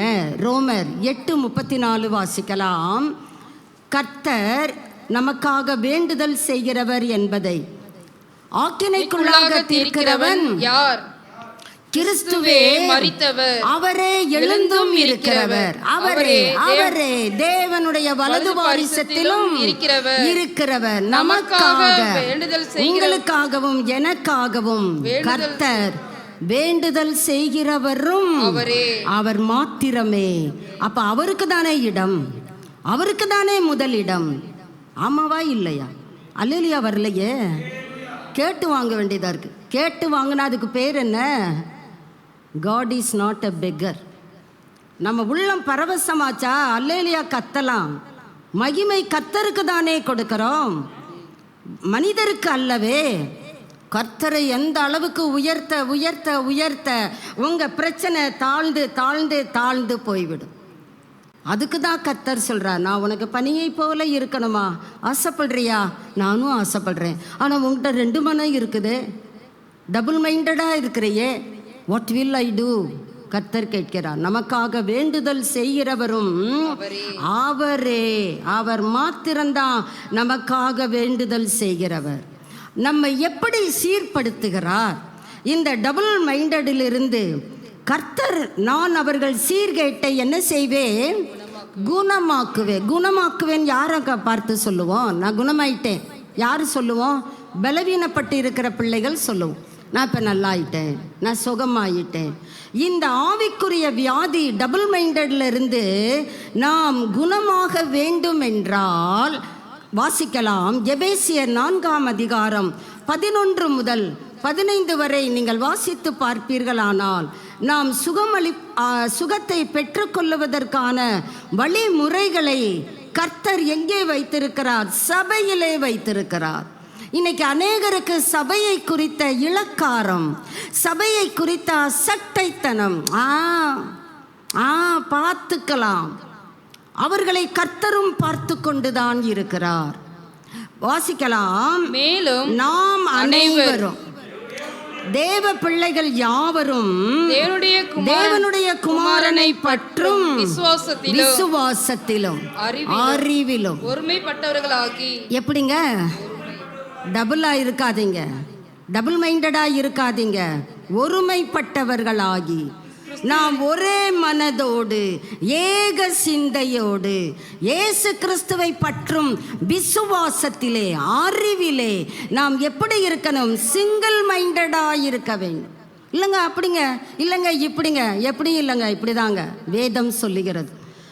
ஒருமைப்பட்டவர்களாகி கிறிஸ்துவினுடைய நிறைவான வளர்ச்சியின் அளவுக்கு தக்க நம்ம எல்லாரையும் கர்த்தர் பூரணப்படுத்ததான் விரும்புகிறார். ஆனால் உங்கள் ஆவிக்குரிய வளர்ச்சியை சற்று யோசித்து பாருங்கள். என்னுடைய ஆவிக்குரிய வளர்ச்சியை நான் திரும்பி பார்க்கிறேன். பூரணராகும்படி கடந்து போவோமாக என்று தான் கர்த்தர் சொல்லுகிறார். நாம் பூரணராகிறோமா? யார் பூரணராவார்கள்? பயிற்சி செய்ய வேண்டும், முயற்சி எடுக்க வேண்டும். அவர்களுக்கு தேவன் தம்முடைய ஞானத்தினால் நிறைக்கிறார். அந்த ஞானத்தை பெற்றுக்கொண்ட தேவ பிள்ளைகள் பூரண வயதுள்ளவர்களாக, மெச்சூரிட்டிக்குள்ளாக, ஒரு பெர்ஃபெக்ஷனுக்குள்ளாக கர்த்தருடைய ஆவியானவர் நடத்தி செல்லுகிறார். சபையிலே யாரையெல்லாம் வைத்திருக்கிறார்? பரிசுத்தவான்கள். அப்போ பரிசுத்தவான்களிடத்திலே துவாரங்கள் ஏற்பட வாய்ப்பு உண்டு என்பதை மறைமுகமாக நமக்கு ஆவியானவர் எழுதி வைத்திருக்கிறார். நாம் பரிசுத்தவான், என்னை பற்றியெல்லாம் நீங்கள் குறை பேசக்கூடாது. யாருமே இந்த உலகத்தில் கரெக்டாக போய்விட்டேன் என்று சொல்ல இயலாது. எங்கோ ஒரு இடத்துல தடுமாறி விடுகிறோம். ஏதோ ஒரு இடத்திலே டபுள் மைண்டடாக வாழ்ந்து கொண்டு இருக்கிறோம். நம்மை சீர்படுத்தும்படியாக, நம்முடைய சீர்கேட்டை குணமாக்கும்படியாக தேவன் சபையிலே ஊழியர்களை வைத்திருக்கிறார். வாசிக்கலாம் பாருங்க, 13 வாசிக்கலாம். அவர் சிலரை அப்போஸ்தலர்களை வைத்திருக்கிறார், தீர்க்கதரிசிகளை வைத்திருக்கிறார், சுவிசேஷகர்களை வைத்திருக்கிறார், மெய்ப்பனே போதகராகவும் கர்த்தர் பயன்படுத்துகிறார். Teaching and preaching is equal to pastor. ஒரு போதகர் ப்ரீச்சிங்லையும் ஸ்கில்டாக இருக்க வேண்டும், டீச்சிங்லும் ஸ்கில்டாக இருக்க வேண்டும். சபையிலே தேவன் இப்படிப்பட்ட ஊழியர்களை உங்களுக்கும் எனக்கும் கொடுத்திருக்கிறார் என்றால் நாம் சீராக வேண்டும். கர்த்தர் சில வேளைகளிலே கடிந்து கொள்ளுவார். என்னைய அவங்கள பார்க்கும்போதெல்லாம் எனக்கு திட்டுறது தான் ஞாபகத்துக்கு வருது. சொல்லிக்கிட்டே இரு, கர்த்தர் கடிந்து தான் பேசுவார். அவர் அன்புள்ளவர் தான், அதே நேரம் பட்சிக்கிற அக்கினி என்பதையும் நாம் மறந்துவிடக் கூடாது. அவர் அன்புள்ளவர், நம்மை சீர்படுத்தும்படியாக. டபுள் மைண்டடாகவே போய்கிட்டே இருப்பேன்னா ஒரு தட்டதானே வேண்டும். அதை தான் ஒரு மனிதன் சொல்லுகிறான், என்னை தலையிலே குட்டி என்னை சொல்லட்டும், கடிந்து கொள்ளட்டும், அது என் தலைக்கு எப்படிப்பட்டது? எண்ணெயை போன்றது. நம்மள எத்தனை பேர் அந்த வார்த்தைக்கு உடன்படுவோம்? யாரும் என்னை ஒன்றும் சொல்லக்கூடாது, அந்த உணர்வு தானே மேலோங்கி நிற்கிறது. குடும்பத்தில் ஆகட்டும், குடும்பத்தில் இருக்கிற பிள்ளைங்களும் பாருங்க, என்னை ஒன்றும் சொல்லாத, தா அங்கே பா அங்கே பா, அடுத்த பிள்ளைகளை கை காட்டுகிறார். உன்னை கர்த்தர் கடிந்து கொள்ளுகிறார் என்றால் உன்னை நேசிக்கிறார் என்று ஏன் நீ எடுத்துக்கொள்ளக்கூடாது? உன்னை சீர்படுத்தும்படியாக கர்த்தர் உன்னை அப்படியே உருவாக்குகிறார் என்று நீ ஏன் சிந்திக்க கூடாது? தேவன் சபையிலே இப்படிப்பட்ட ஊழியர்களை வைத்திருக்கும் பொழுது நாம இனிமே இனிமே குழந்தைகளாயிராமல் 14 வாசிக்கலாம். மனுஷருடைய சூதும் வஞ்சிக்கிறதற்கு ஏதுவான திறமும் உள்ள ஆதியாகமம் 3வது அதிகாரத்திலே 1 வசனத்திலே காணப்படுகிற தந்திரம் எபேசியர் 4ஆம் அதிகாரம் 14வது வசனத்திற்கும் வரும். சபையிலே நான் பாதுகாப்போடு இருக்கிறேன் என்று நாம் ஏமாந்து விடக்கூடாது. நாம் சீர்படும்படியாக ஊழியர்களை தேவன் சபையிலே ஏற்படுத்தினார் என்றால் அப்பாயிண்டட். இன்னைக்கு நிறைய பேர் பிரைஸ் தி லார்ட் கூட சொல்றது இல்லைங்க. பாவம், கேட்டெல்லாம் வாங்குறது கிடையாது. உங்ககிட்ட இல்லை அந்த ரெவரன்ஸ். அது உன்னை பார்த்தாலே தெரிஞ்சிடும். மண்டை ஆட்டுறது, கண்ணுட்டு பேசுறது, இதெல்லாம் எதை குறிக்கிறது? இர்ரெஸ்பெக்ட் தானே. உன் அதிபதிக்கு போய் அப்படி சொல்லுவியா? கையை கட்டிக்கிட்டு குட் மார்னிங் சார்னுவ. அவன் எங்கேயோ வேலையா இருந்தா கூட சார் நான் குட் மார்னிங் சொன்னேன்னுவ. உன் அதிபதிக்கு மரியாதை கொடுக்க தெரிகிறது. சபையில் வைத்திருக்கிற தேவன் அப்பாயிண்ட் பண்ணியிருக்கிற பிள்ளைகளுக்கு நீ எப்படி கனத்தை கொடுக்கிறாய்? சற்று யோசித்து பார்ப்போம். நான் யாரையும் குறை கூற நான் வரவில்லை. ஏனென்றால் அந்த இர்ரெஸ்பெக்ட் எதனுடைய ரூட் காஸ் என்றால், அந்த ஆதியாகமம் 3ஆம் அதிகாரம் 1 வசனத்திலே காணப்படுகிற தந்திரங்களுக்கு நாம் அகப்பட்டு கொள்ள வாய்ப்புகள் உண்டு. மறந்துவிட வேண்டாம். ஏதோ நீ ரெஸ்பெக்ட் பண்ணிட்டா சுவிசேஷகர்களும் போதகர்களும் மெய்ப்பர்களும் அப்போஸ்தலர்களும் தீர்க்கதரிசிகளுக்கும் ஒரு ஸ்டெப்பு மேலே வளர்ந்துருவாங்க. இல்லை, அவங்க இருக்கிற ஹைட்டில் தான் இருப்பாங்க. நாம் அந்த பிசாசின் தந்திரங்களுக்கு அகப்பட்டு கொள்ள கூடாதபடி கர்த்தர் சொல்லுகிறார், நான் அபிஷேகம் பண்ணின பிள்ளைகளுக்கு தீங்கு செய்யாதிருங்கள். என்னுடைய தீர்க்கதரிசிகளை, நான் அபிஷேகம் பெற்ற பிள்ளைகளை கனம் பண்ணுங்கள். இன்றைய மந்தை அதிலே தடுமாறுகிறது. உடனே சொல்லுது, யார்தான் ஒழுங்காக இருக்கிறார்? செம்ம டயலாக் இந்த மந்தை வச்சுருக்கோம். ஒன்று கேட்டால் 10 டயலாக் வச்சுருக்கோம். யார் தான் ஒழுங்காக இருக்கிறான்? எல்லாம் அப்படித்தான் இருக்குது. அப்படி தான் நானும் இருப்பேன்ற மாதிரி போய்கொண்டு இருக்கிறோம். சத்ருவினுடைய தந்திரம் உங்களை என்ன பண்ணும்? அலையை போல அடிபட்டு அலைய செய்யும். டபுள் மைண்டடுக்குள்ளாக உங்களை கொண்டு வந்து விடும். அதுக்கு தான் கர்த்தர் நம்மை எச்சரிக்கிறார். 15க்கு வருவோம். அன்புடன் சத்தியத்தை கைக்கொண்டு. அந்த சத்தியத்தை எப்படி கை கொள்ளணுமா? வித் லவ்விங் கைண்ட்னஸ், பிரியப்பட்டு மகிழ்ச்சியோட கர்த்தருக்கு ஆராதனை செய்யுங்கள். மகிழ்ச்சியாய் ஆராதிக்கணும். ஏனோ வந்திருக்கேன், என்னத்தான் இந்த ஞாயிற்றுக்கிழமை வருதோ பார், அவன் ஜாலியாக இப்போ 9-10 வரையும் தூங்குறான்பா. இந்த கிறிஸ்தவத்துக்குள்ளே வந்த பிறகு தான் சீக்கிரம் எந்திரிச்சு வர வேண்டியதாக இருக்கு. இல்லைங்க, முறுமுறுத்து இல்லைங்க, அன்புடன் என் ஆண்டவரை நான் நேசிக்கிறேன், எனக்காக வேண்டுதல் செய்கிறவர் அவரே, அவருக்கு என் தூக்கத்தை விட்டு கொடுக்கிறேன். நம்ம என்ன தூக்கத்தை விட்டு கொடுத்தா வர்றோம்? 6:30 மணிக்கு எழுந்திருப்போம், 6:50க்கு சர்ச்சுக்குள்ளே வந்துடுவோம். அவ்வளோ வெரி ஃபாஸ்ட்டாக கிளம்புவோம்மா. நம்மலாம் எப்பேற்பட்ட ஆட்கள்! 6:30க்கு எழும்புவோம், 6:50க்கு ஓடியே வந்துடும். நான் என்னை பற்றி சொல்லி கொண்டு இருக்கிறேன். நீங்கள்லாம் உங்களை பற்றி உங்களுக்கே தெரியும். நாம் எப்படி கர்த்தருக்கு அந்த சத்தியத்தை அன்புடன் கை கொள்ளுகிறோம்? சற்று யோசித்து பார்ப்போம். தலை ஆகிய கிறிஸ்துவுக்குள் இன்னைக்கு நமக்கு யாருங்க தலை? நிறைய யூத்து பிள்ளைகளுக்கு சினிமா துறையில் இருக்கிறவர்கள் தான் தலை. வா தலை, ஆமாம் தலை. நமக்கு ஒரு தலை உண்டுங்க. அந்த தலை தான் தலை நிஜத்துக்கு. அந்த தலைக்கு வேதம் ஒரு பெயர் கொடுக்கிறது, கிறிஸ்து, அபிஷேகம் பண்ணப்பட்டவர். அந்த கிறிஸ்துவுக்குள் in all things, in all aspects, எல்லாவற்றிலேயும் நாம் என்ன செய்ய வேண்டும்? வளர வேண்டும். உங்க வளர்ச்சியை கொஞ்சம் செக் பண்ணுங்க. சரீர வளர்ச்சியை பார்க்குறோம் தானே. நேற்று ஒரு சிறு பிள்ளை செக் மை வெயிட் ஏறி நின்று கொள்ளுகிறது. நீயே பாருப்பா, எனக்கு பார்க்கலாம் தெரியாதுப்பா. ஓ, இத்தனை கிலோ நான் இருக்கிறேன். Very good, very good, very good. அடுத்து என்ன செய்ய வேண்டும்? ஓ, இந்த நம்பர்லேருந்து அடுத்த நம்பருக்கு நான் வருவேன். வளர வேண்டும். ஒரு சிறு பிள்ளைக்குள்ளே அந்த தாக்கம் இருக்குமானால் நாம் எல்லாரும் வளர்ந்த பிள்ளைகள் தானே. நாம் வளருகிறவர்களாக இருக்கிறோமா? நாம் வளருகிறவர்களாக இருக்கிறதற்காக தான் அப்படி செய்தார். எப்படி செய்தார்? திரும்ப அந்த வசனங்களை நீங்கள் வாசித்து பாரு. நம்மை சீர்படுத்துகிறவர், நம்முடைய சீர்கேடுகளை குணமாக்குகிறவர். இதிலே நாம் நம்மை தக்க வைத்து கொள்ளுவோம் என்றால் இருமனம் நம்மிலே வருவதற்கு வாய்ப்புகள் இல்லை. இந்த இருமனதை உறுதியற்ற தன்மை என்று வேதம் பல இடங்களிலே அழைக்கிறது.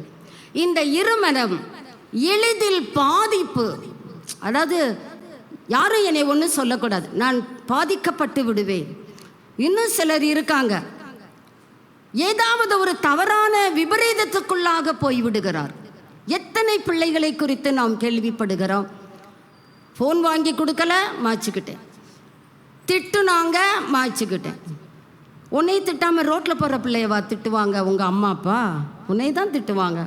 உனக்கு நல்லது கொடுக்கும் பொழுது அந்த பெற்றோரை ஏற்றுக்கொள்ளுகிறாய், திட்டும் பொழுது அந்த பெற்றோரை விட்டே, ஏன் உலகத்தை விட்டே செல்ல வேண்டும் என்று தானே நினைக்கிறாய். நீ உனக்கு சொந்தம் அல்லவே. நல்ல ஒரு பாடல், கீர்த்தனை பாடல் உண்டு. நீ உனக்கு சொந்தம் கிடையாது, நீ உன்னை கர்த்தருக்கு கொடுத்துட்டேல்ல, அப்புறம் உன்னைய மாக்கிறதுக்கு உனக்கு யார் அதிகாரம் கொடுத்தது? எளிதில் பாதிப்பு, அதை தான் வேதம் சொல்லுகிறது. டபுள் மைண்ட், சட்டென்று உணர்ச்சி வசப்பட்டு தவறான முடிவுக்குள்ளே தங்களை கொண்டு செல்லுகிற சுபாவம். அடுத்து வேதம் சொல்லுகிறது இன்கன்சிஸ்டன்சி, முரண்பாடான ஒரு வாழ்க்கை.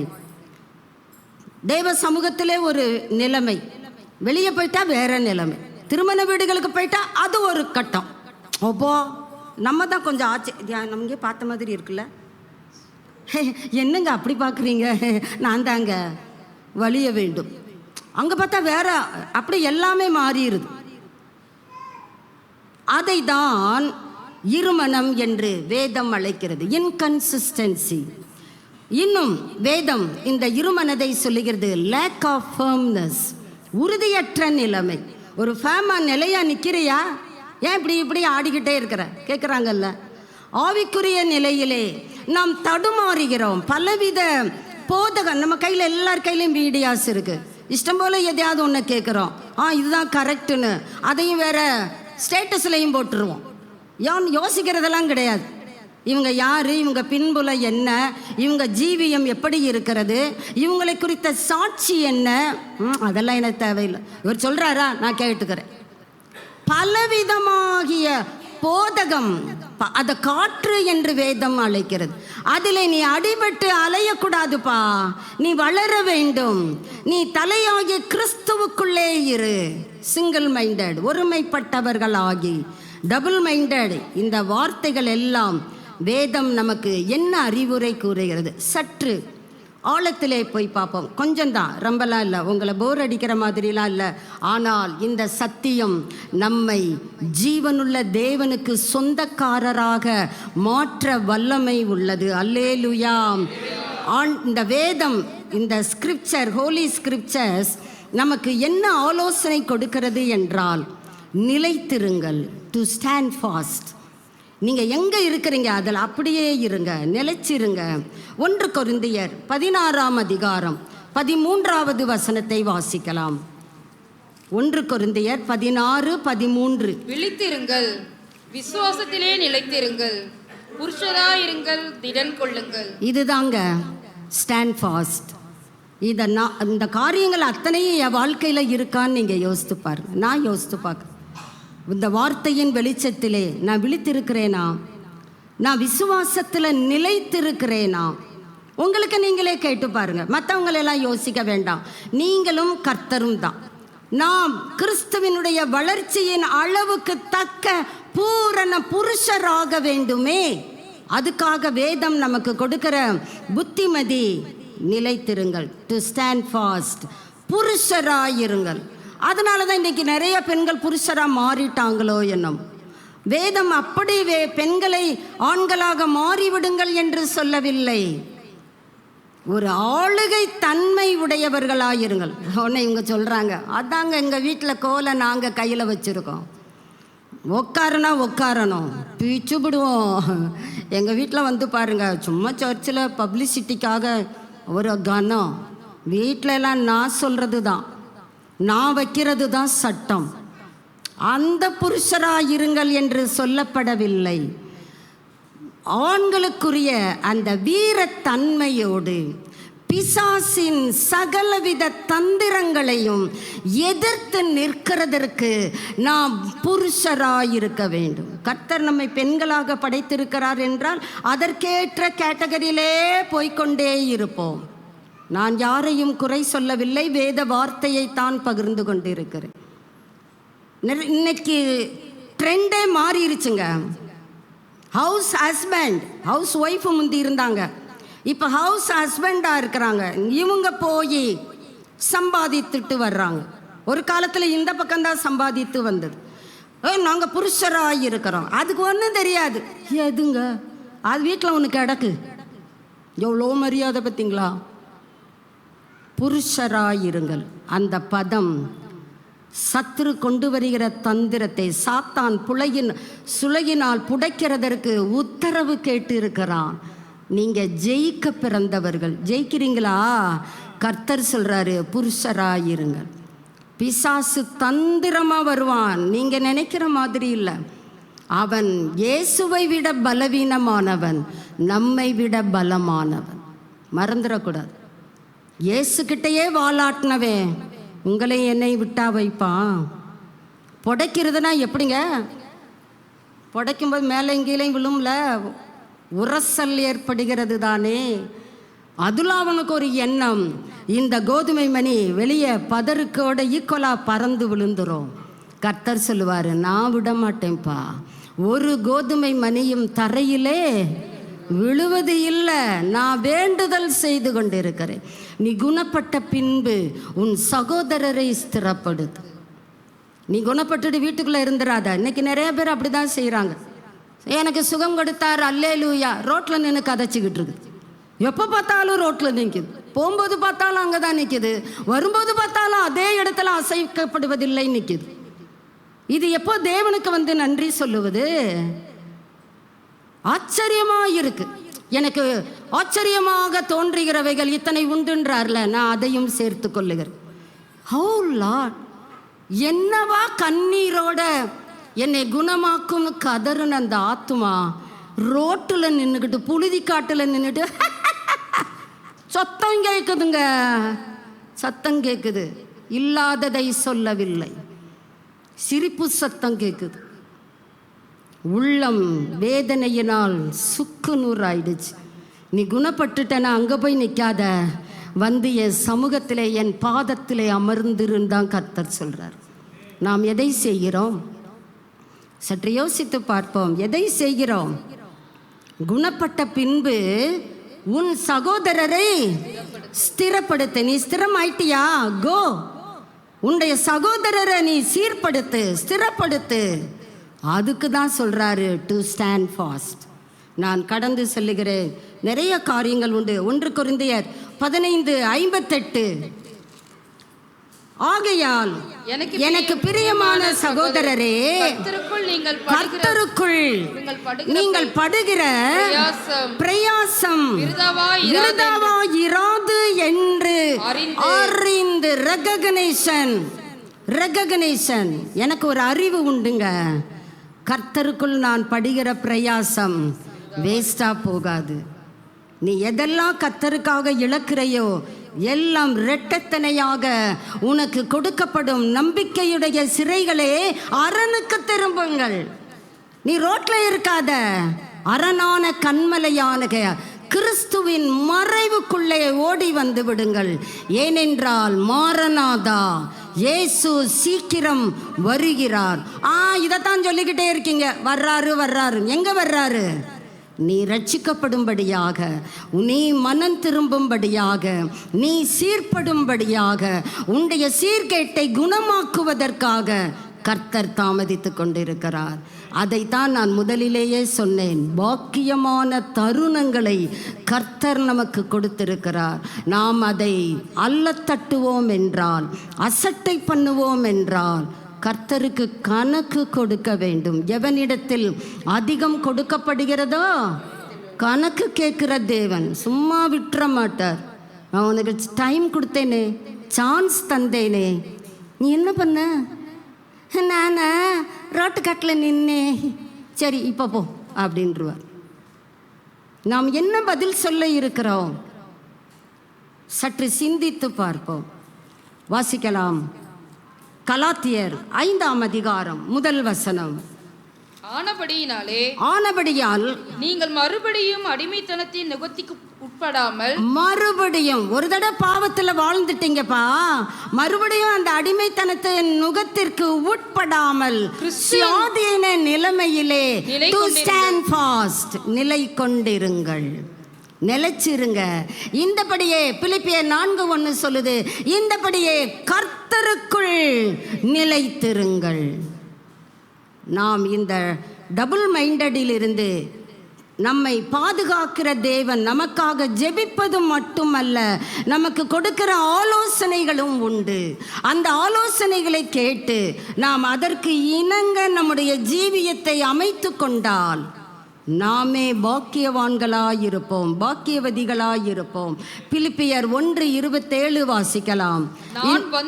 நான் வந்து உங்களை கண்டாலும் நான் வராமல் வரலப்பா, அப்படினாலும் நீங்கள் ஒரே ஆவியிலே ஒரே ஆவி. எப்படிங்க ஸ்டாண்ட் ஃபாஸ்ட்?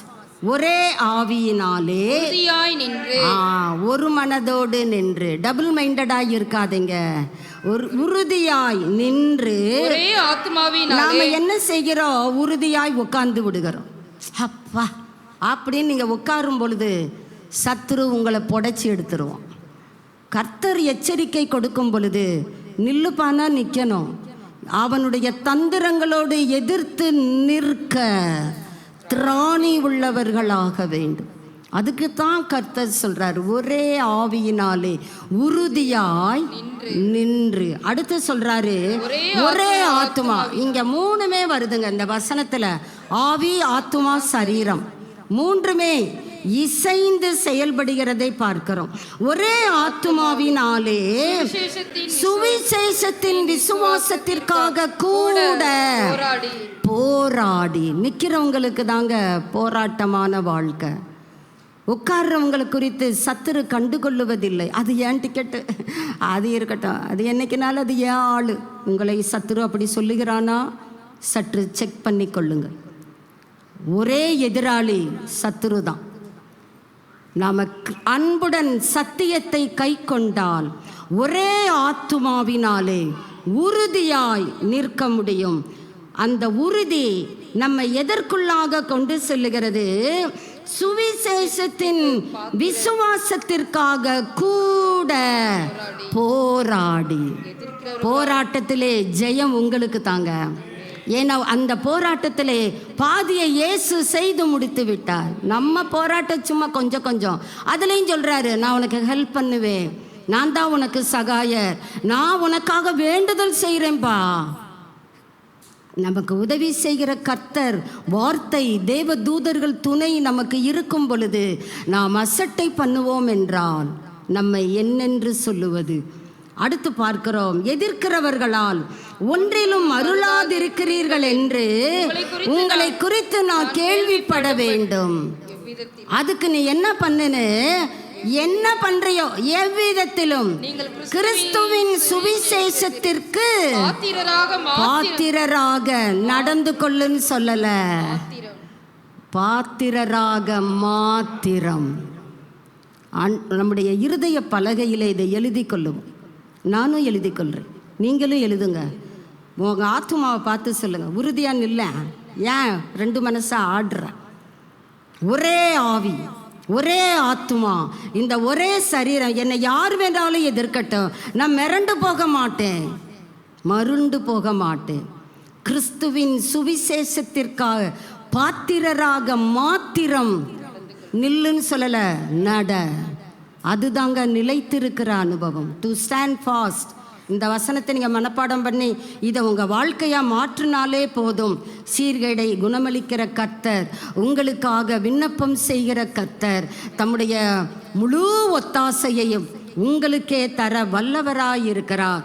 அடுத்ததாக வேதம் நமக்கு சொல்லுகிறது, பி சாபர் மைண்டட், தெளிந்த புத்தியுள்ளவராய் இரு என்று நமக்கு வேதம் கூறுகிறது. 2 தீமோத்தேயு 4ஆம் அதிகாரம் 5வது வசனத்தினுடைய முதல் பகுதியை மட்டும் வாசிக்கலாம். நீயோ எல்லாவற்றிலும் மனத்தெளிவுள்ளவனாய் இரு. நீயோ, நீன்னு சொல்லல, நீயும்னு சொல்லல, நீயோ, மற்றவங்களை பார்க்காத, நீயோ.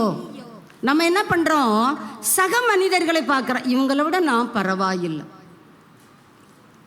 அப்படி உங்களுக்கு யார் சொன்னது? இப்படி நினைச்சுக்கங்கன்னு.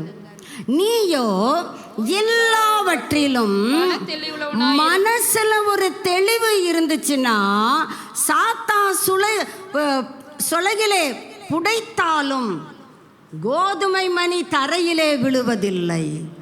நான் கர்த்தருக்காக நிலைத்திருப்பேன்.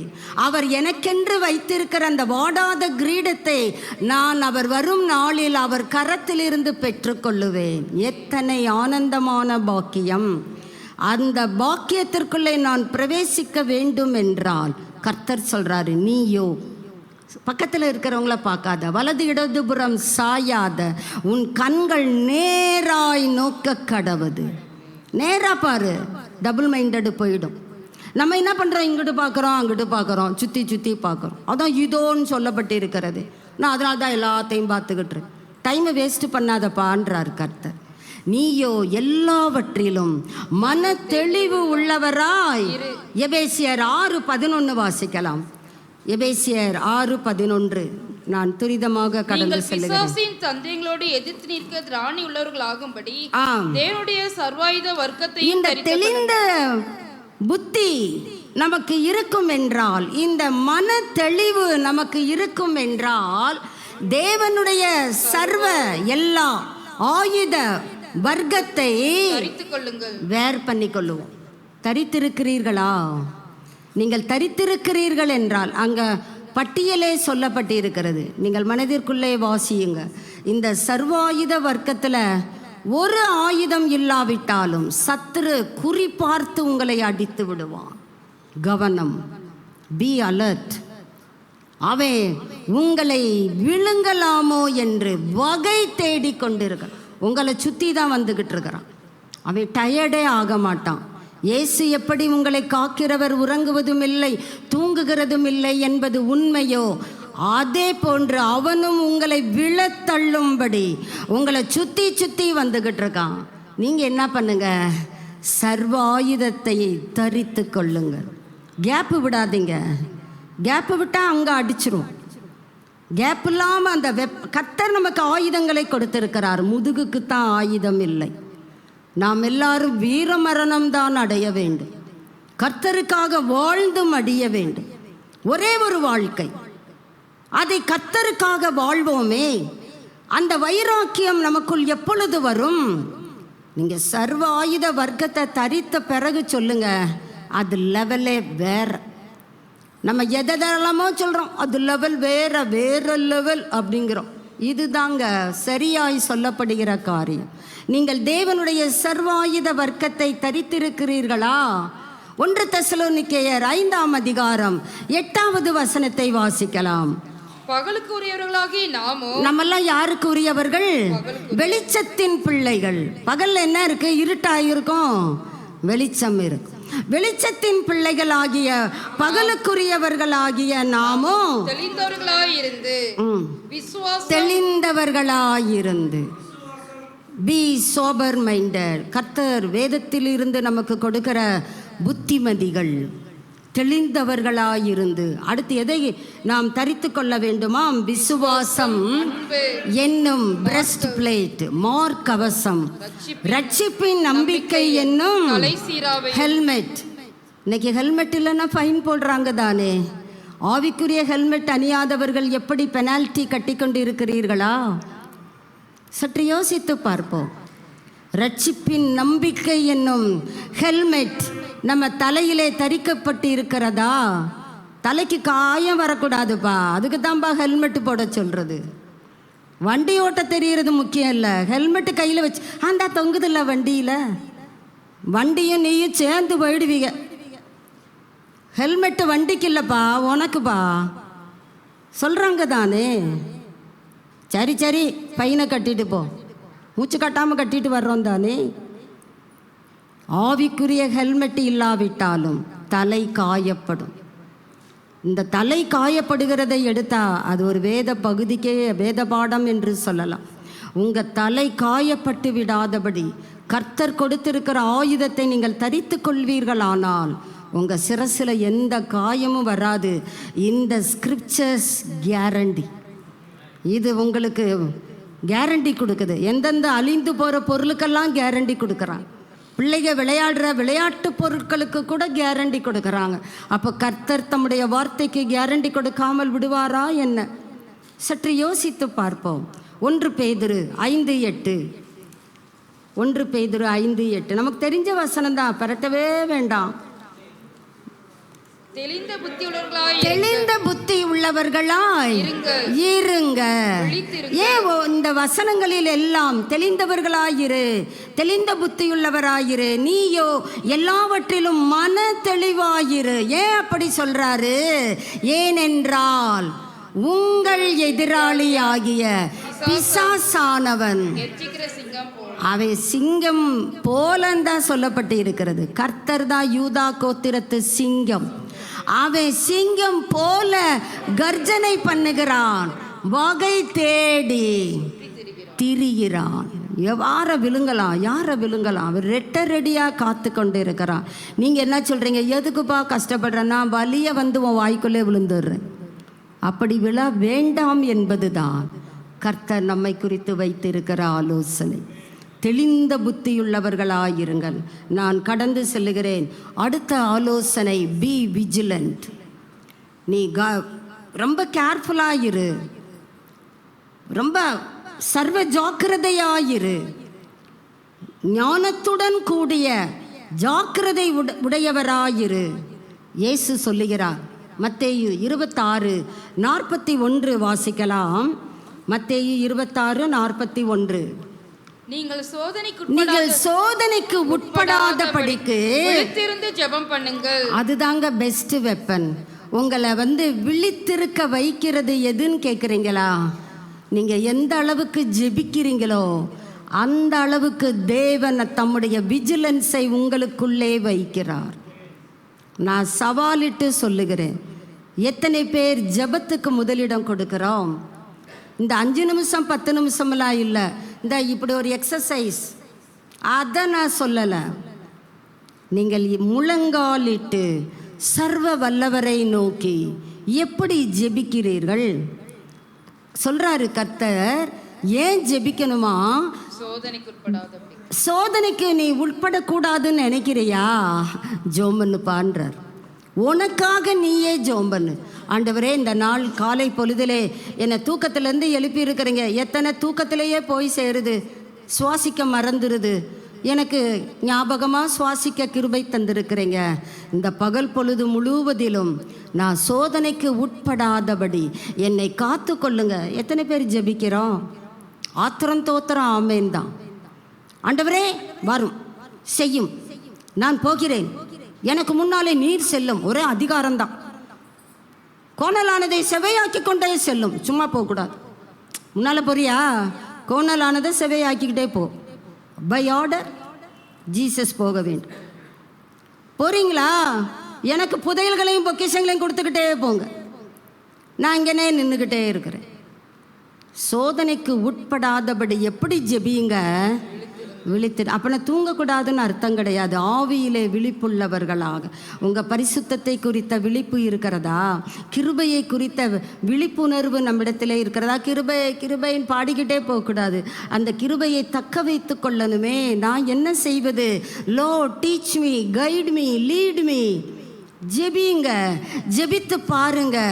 கர்த்தர் மகத்தானவர், மகத்துவம் நிறைந்தவர், தம்முடைய பலத்த சத்தத்தை நீங்க கேட்க பண்ணுகிறவர். கர்த்தர் பெரியவர், தொடர்ந்து நம்ம தியானிக்கலாம். பாருங்க, நீதிமொழிகள் 4:23 வாசிக்கலாம். நீதிமொழிகள் 4:23. எல்லா காவலோடும் உன் இருதயத்தை என்ன செய்? காத்துக்கொள். அதுதாங்க விஜிலன்ஸ். அதுதான் விஜிலன்ஸ். என்ன பண்ண வேண்டும்? உங்க இருதயத்தை, ஏன் இருதயத்தை நான் தான் காப்பாற்றேன். எப்படி? பக்கத்தில் எல்லாம் கசாப்பு கடை இருக்கு, அருவாலை வாங்கி ஒரே சதக் நல்லா சபீனால கழுவி டெட்டாலில் முக்கி எடுத்து, இன்றைக்கி என்னென்னமோ லிக்விட்ஸு சொல்கிறாங்க, அத்தனையிலையும் கழுவி திரும்ப உள்ள பத்திரமா வச்சுக்கிறதா? எப்படிங்க அதை காத்து கொள்ளுவது? அதுக்கு தாங்க ஜெபம். என்னை காத்து கொள்வதற்கு பரத்திலிருந்து எனக்கு ஞானம் தாரும் ஆண்டவர், விவேகம் தாரும் ஆண்டவர். அப்பொழுது காத்துக்கொள்ளும் பொழுது உங்க இருதயத்திலிருந்து என்ன வரும்? ஜீவ தண்ணீருள்ள நதிகள் புரண்டு ஓடும். அது ஓடி என்ன பண்ணுகிறது? தாகமாயிருக்கிற அநேகருடைய தாகத்தை உங்க மூலமாக தீர்க்கிறதற்கு கர்த்தர் சித்தம் உள்ளவராயிருக்கிறார். அந்த சித்தத்துக்கு நீங்க விட்டு கொடுக்க வேண்டுமே. அதனால தான் கர்த்தர் சொல்றாரு, உன் இருதயத்தை எல்லா காவலோடும் காத்துக்கொள். தொடர்ந்து வாசிக்கலாம். லூக்கா 21:36 வாசிக்கலாம். இயேசு கிறிஸ்துவே சொல்லுகிற ஆலோசனை. இனி சம்பவிக்க போகிற இவைகளுக்கெல்லாம் இப்ப நடந்து கொண்டிருக்கிற காரியங்கள் எல்லாம் நமக்கு தெரியும் தானே, திரும்பவும் பட்டியலிட வேண்டிய அவசியம் இல்லையே. இவைகளுக்கு எல்லாம் நீங்கள் தப்பித்து கொள்ளுங்கப்பா. எஸ்கேப். அங்கே நின்றுக்கிட்டே இருந்தா எங்கிட்ட எஸ்கேப்பு? ஓடுன்றார். தப்பித்து ஓடு. என்ன பண்ணணும்? மனுஷகுமாரனுக்கு முன்பாக நிற்கிறதற்கு பாத்திரவான. முதல்ல சொன்னாரு, சோதனைக்கு உட்படாதபடி நீ விழித்திருந்து ஜெபம் பண்ணுன்றார். இங்கே சொல்லுகிறார், நீ தப்பிக்கப்படணுமா? ஜெபம் பண்ணு. மனிதருக்கு முன்பாக நிற்க பாத்திரவானாய் நீ என்ன படணுமா? ஜெபம் பண்ணுன்றார். ஏன் ஜெபிக்க வேண்டும்? அது ஊழியக்காரங்க, அது அப்போஸ்தலர்கள், தீர்க்கதரிசிகள், அவங்க வேலை. That is not my job. சத்துரு உங்களை சுளையினால் புடைத்தெடுத்து விடுவான். கவனம். அவன் கர்த்தர்கிட்ட பெர்மிஷன் கேட்டிருக்கிறான். கர்த்தர் அனுமதி இல்லாமல் அவன் உங்களையும் என்னையும் தொடவே முடியாது. ஆனால் கர்த்தருக்கு நாம் ஜெயத்தை கொடுக்கிறோமா அல்லது அவர் முகத்தில் கரிய பூசிடுறோமா? நாம் எப்படி வாழ்ந்து கொண்டு இருக்கிறோம்? கர்த்தர் சொல்கிறாரு, நீ மனுஷகுமாரனாகிய எனக்கு முன்பாக நியாயத்தீர்ப்பின் நாளிலே நிற்க வேண்டுமே. அப்படி நிற்கிறதுக்கு நீ ஒர்த்தாக இருக்கணும் தானே. இன்னைக்கு எப்படி வேணாலும் வாழலாம். நம்முடைய ஹெல்த்தோ, நம்முடைய வெல்த்தோ, நம்முடைய லக்ஸூரியஸோ எதுவுமே நம்மை பின்தொடராது. அது இந்த உலகத்தோடு முடிந்துவிடும். ஏன் அதுக்கு போய் இவ்வளவு சிரமம் பிரயாசம் என்று தான் கர்த்தர் கேட்கிறார். போதுங்கிற மனது ஏன் உனக்கு வரமாட்டேங்குது? கர்த்தர் கேட்கிறார். கண்டென்ட் நமக்கு வேணுங்க, அதுதான் ஆதாயம். அப்படி இருக்கிறதற்குத்தான் கர்த்தர் நமக்கு ஒரு சேனலை வைத்திருக்கிறார். பிரேயர், ஜெபம் என்கிற சேனல். நீங்கள் ஜெபித்து பாருங்களேன், எல்லாவற்றையும் எளிதில் கடப்பதற்கு தேவனிடத்திலிருந்து நம்ம ஒத்தாசையை பெறுகிறதை உணர முடியும். அதற்கு தான் கர்த்தர் சொல்கிறாரு, பி விஜிலண்ட். அடுத்து ஒன்று சொல்கிறாரு, be strong in the Lord. எபேசியர் 6:10 வாசிக்கிறோம், கர்த்தரிலும் அவருடைய சத்துவத்தின் வல்லமையிலும் என்ன செய்யுங்க? Be strong. ஸ்ட்ராங்காக இருக்கிறீங்களா? ஸ்ட்ராங்காக இருக்கணும்னா பூஸ்ட் குடிங்க. ஜெபம் அந்த பூஸ்டை குடிங்க. நம்ம மூச்சே அதாக தான் இருக்க வேண்டும். வாசிக்கலாம் பாருங்க, பிலிப்பியர்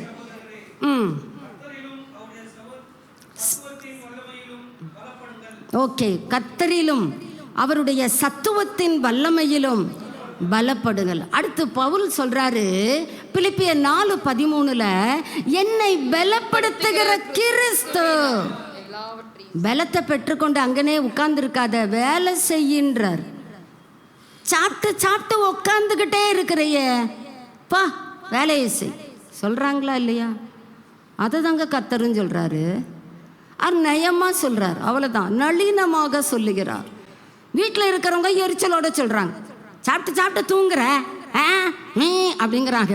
கர்த்தர் சொல்லுகிறார், பவுல் சொல்லுகிறார், என்ன அவர் பலப்படுத்துகிறார், எல்லாவற்றையும் செய்ய. Be ye not hearers of God's words, be ye doers of God's words. தேவனுடைய வார்த்தையின்படி கேட்டுக்கிட்டே இருக்காதீங்க, கேட்ட வார்த்தையின்படி செய்கிறவர்களாய். அதுக்கு நமக்கு என்ன வேணும்? பலம் வேணும். பலவீனமாக இருந்தால் செய்ய முடியாது, அது கர்த்தருக்கும் தெரியும். அதனால தான் சொல்கிறாரு, என்னுடைய சத்துவத்தின் வல்லமையிலே நீ பலத்தை எடுத்துக்கொள். எப்படிங்க எடுக்கிறது? இதை வாசிக்க வாசிக்க பலம் உங்களை மூடுகிறதை உணர முடியும். நம்ம இதை எப்படிங்க வாசிக்கிறோம்? நினச்சா வாசிக்கிறோம், நேரம் இருந்தால் தான் வாசிப்போம். நான் வேலைக்கு போக வேண்டாமா? நல்ல டயலாக்லாம் நிறையா வச்சுருப்போம், பத்திரமா வச்சுருப்போம், கேட்ட உடனே அள்ளி வீசுவோம். எனக்கே முடியலை, அது கர்த்தருக்கு தெரியும். பாவம், அவரையும் துணைக்கு கொடுத்துக்கணும். அறுபாட்டுக்கு தானே இருக்கிறார், துணைக்கு அவரையும் அழைப்போம். என்ன ஆண்டவரே சும்மா இருக்கிறீரு, சொல்லுங்க, எல்லாம் பார்க்குறீங்கல்ல. அவர் தான் இங்கேயும் சொல்கிறார், நான் உன்னை பலப்படுத்துகிறவர், என்னுடைய பலத்தோடே போ, போய்கிட்டு சும்மா இருக்காத, சுதந்தரி. கோ பொசஸ். நாம் எதையெல்லாம் சுதந்தரித்து கொண்டிருக்கிறோம்? தோல்வி மேலே தோல்வி, கண்ணீரின் மேல் கண்ணீர். இதுதானே நம்முடைய வாழ்க்கையாக போய்கொண்டிருக்கிறது. கர்த்தர் அதற்கு நம்மை அழைக்கவில்லை. வெற்றி பெற வேண்டும், ஒரு ஒளிமயமான ஒரு பிரகாசத்திற்குள்ளாக நீ போக வேண்டும். அப்போதான் கர்த்தருக்கு மகிமை. அப்படிதானே? அதற்கு தான் கர்த்தர் நம்மை அழைக்கிறார். அப்போ நாம் பலத்தை பெற்றுக்கொண்டவர்களாக கர்த்தருக்குள்ளாக நாம் முன்னோக்கி செல்லுவோம். சங்கீதம் 18:32, சங்கீதம் 18:32 சங்கீதக்காரர் என்ன அழகா சொல்றாரு பாருங்க. என்னை பலத்தால் இடைக்கட்டி என் வழியை செவைப்படுத்துகிறவர் தேவனே. 18:32 என்னை பலத்தால் இடைக்கட்டுகிறவர், என் வழியை அவர் செவ்வையாக்கு. எல்லாம் அவர் செஞ்சுக்கிட்டு இருக்கிறாரு. நம்ம சிம்பிளாக அவர் மேலே நம்பிக்கை வைத்து நாம் போக வேண்டியது தான். நாம் நிற்கிற இடத்துல சப்பானிகளாக இருக்கிறோம். கால் வலிக்குது, அப்புறம் கை வலிக்குது, அப்புறம் இங்கே வலிக்குது, அங்கே வலிக்குது, ஏகப்பட்ட வலிகளை அடுக்கி கொண்டே போகிறோம். ஏன்? பலவீனம். கர்த்தர் சொல்றாரு, பலத்தை எடுத்துக்கோ, பலப்படு, என் வல்லமையிலே பலப்படு, என் கிருபையிலே பலப்படு, தேவ வசனத்திலே பலப்படு. பலத்தை எடுத்துக்கொள்ளுவோம். என்னை பலத்தால் இடைக்கட்டி என் வழியை அவர் தாங்க எனக்காக வேண்டுதல் செய்கிறார். அவர் தான் என்னை பலத்தால் இடைக்கட்டுகிறார். அவர் தான் என் வழியை செம்மைப்படுத்துகிறார். பிறகு போகிறதுக்கு என்னங்க கஷ்டம்? சற்று யோசித்து பார்ப்போம். ஒரு காரியத்தை கர்த்தர் நம் முன்பாக வைக்கிறார். அதை வாசித்து நாம் இந்த ஆராதனையை நிறைவு செய்யலாம். வாசிக்கலாம் பாருங்க. வெளிப்படுத்தல் 3ஆம் அதிகாரம் வந்து விடுவோம். 17 வாசிக்கலாம். நீ நிர்பாக்கியம் உள்ளவனும், ஓகே, பரிதபிக்கப்படத்தக்கவனும், தரித்திரனும், குருடனும், நிர்வாணியுமாய் இருக்கிறதை அறியாமல். இது ஒரு பக்கம். இது கர்த்தர் நம்மை பார்க்கிற பார்வை. கர்த்தர் என்னை எப்படி பார்க்கிறார், உங்களை எப்படி பார்க்கிறார்? ஐயகோ, உங்கள் பேரை போட்டுக்கங்க. லவோதிக்கேயா சபை 7 சபைகளிலே ஒரு சபை. சபைகளுக்கு ஆவியானவர் சொல்லுகிறதை காதுள்ளவன் கேட்க கடவன். என்ன சொல்லுகிறார்? உங்க பேரை போட்டு சொல்றாரு. நீங்கள் சொல்லல, நீ தான் சொல்றார். நிர்பாக்கியம் உள்ளவன். ஆனா நீங்க என்ன சொல்றீங்க? I am so blessed, I am so blessed. பாத்தியா என் மேன்மை. ஐயோ, கர்த்தர் பார்க்கிறார். நிர்பாக்கியம் பா. கர்த்தர் அடுத்து எப்படி பார்க்கிறாரு? ஐயோ, நிறைய பேர் உன்னை பார்த்து பரிதாபப்படுறாங்க. நீ என்ன சொல்ற? மேன்மைன்னு ஒயிட் காலரை தூக்கி விட்டுக்கிட்டு இருக்கிற. அடுத்து சொல்லுகிறார், நீ சொல்ற நான் திரவிய சம்பன்னன், ஐஸ்வர்ய சம்பன்னன், என்கிட்ட எல்லாம் இருக்கு, என்கிட்ட எவ்வளோ காசு இருக்கு தெரியுமா, நான் வேலைக்கெல்லாம் போகிறது இல்லைங்க, என்கிட்ட நிறைய காசு இருக்குங்க, நிறையா காசு இருக்கு, சொல்லிக்கிட்டே இரு. ஆனால் கர்த்தர் என்ன சொல்கிறார்? தரித்திரன். நீ பாவட்டியில இருக்கிற. அவர் ஆவிக்குரிய ரீதியிலே பார்க்கிறார், நீங்கள் உலக பிரகாரமாக உங்களை பார்க்கிறீர்கள். தொடர்ந்து படிக்கலாம். ஐயோ, பிளைண்ட் என்றார். டபுள் மைண்டட்னஸ், இது ஒரு இடத்திலே ஸ்பிரிச்சுவல் பிளைண்ட்னஸ் என்று வருகிறது. குருடன்பா, ஒன்னையே பார்க்க முடியாமல் தவிக்கிறையே, உனக்கு எல்லாமே இருட்டாதான் இருக்குது, போ. நானே உலகத்திற்கு வெளிச்சமாயிருக்கிறேன். ஒருவன் என்னிடத்தில் வந்துவிட்டால் ஜீவனை அடைவான். ஆனால் நீ என்ன சொல்லிக்கிட்டு இருக்கிற? குருடனாக இருக்கிறது தெரியாம நான் என் கண்ணுக்கு சம்மந்தப்பட்ட அந்த ஆயின்மெண்ட்டெல்லாம் நாங்கள் தான் தயாரிக்கிறவங்களே, எங்ககிட்டே வா. எங்களை பார்த்தா சொல்கிறீங்க குருடன் சொல்லி. ஆமாப்பா, இயேசு சொல்கிறார், ஆமாப்பா, யூ ஆர் பிளைண்ட். நிர்வாணியுமாய் இருக்கிறதை அறியாமல். இன்னசென்ட்டில் இக்னரன்ஸா இன்னசென்ஸா ஐ டோன்ட் நோ.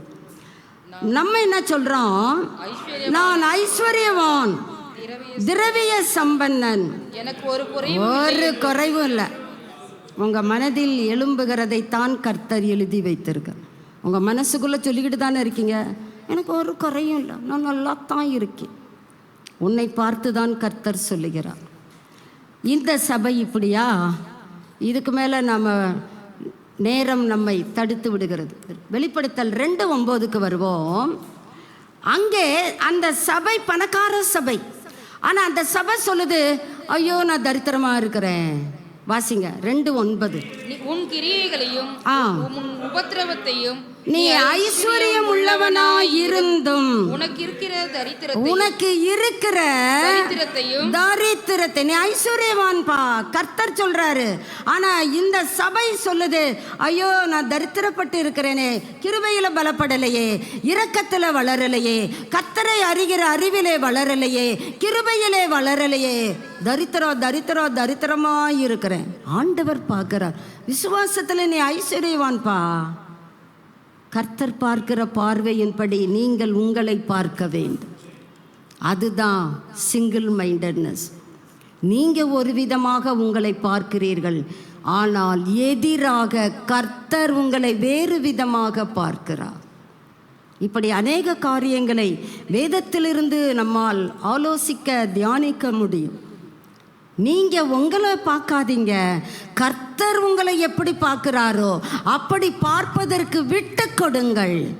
இருமனம் எளிதில் உங்களை விட்டு கடந்து சென்றுவிடும். தலைகளை தாழ்த்துவோம்.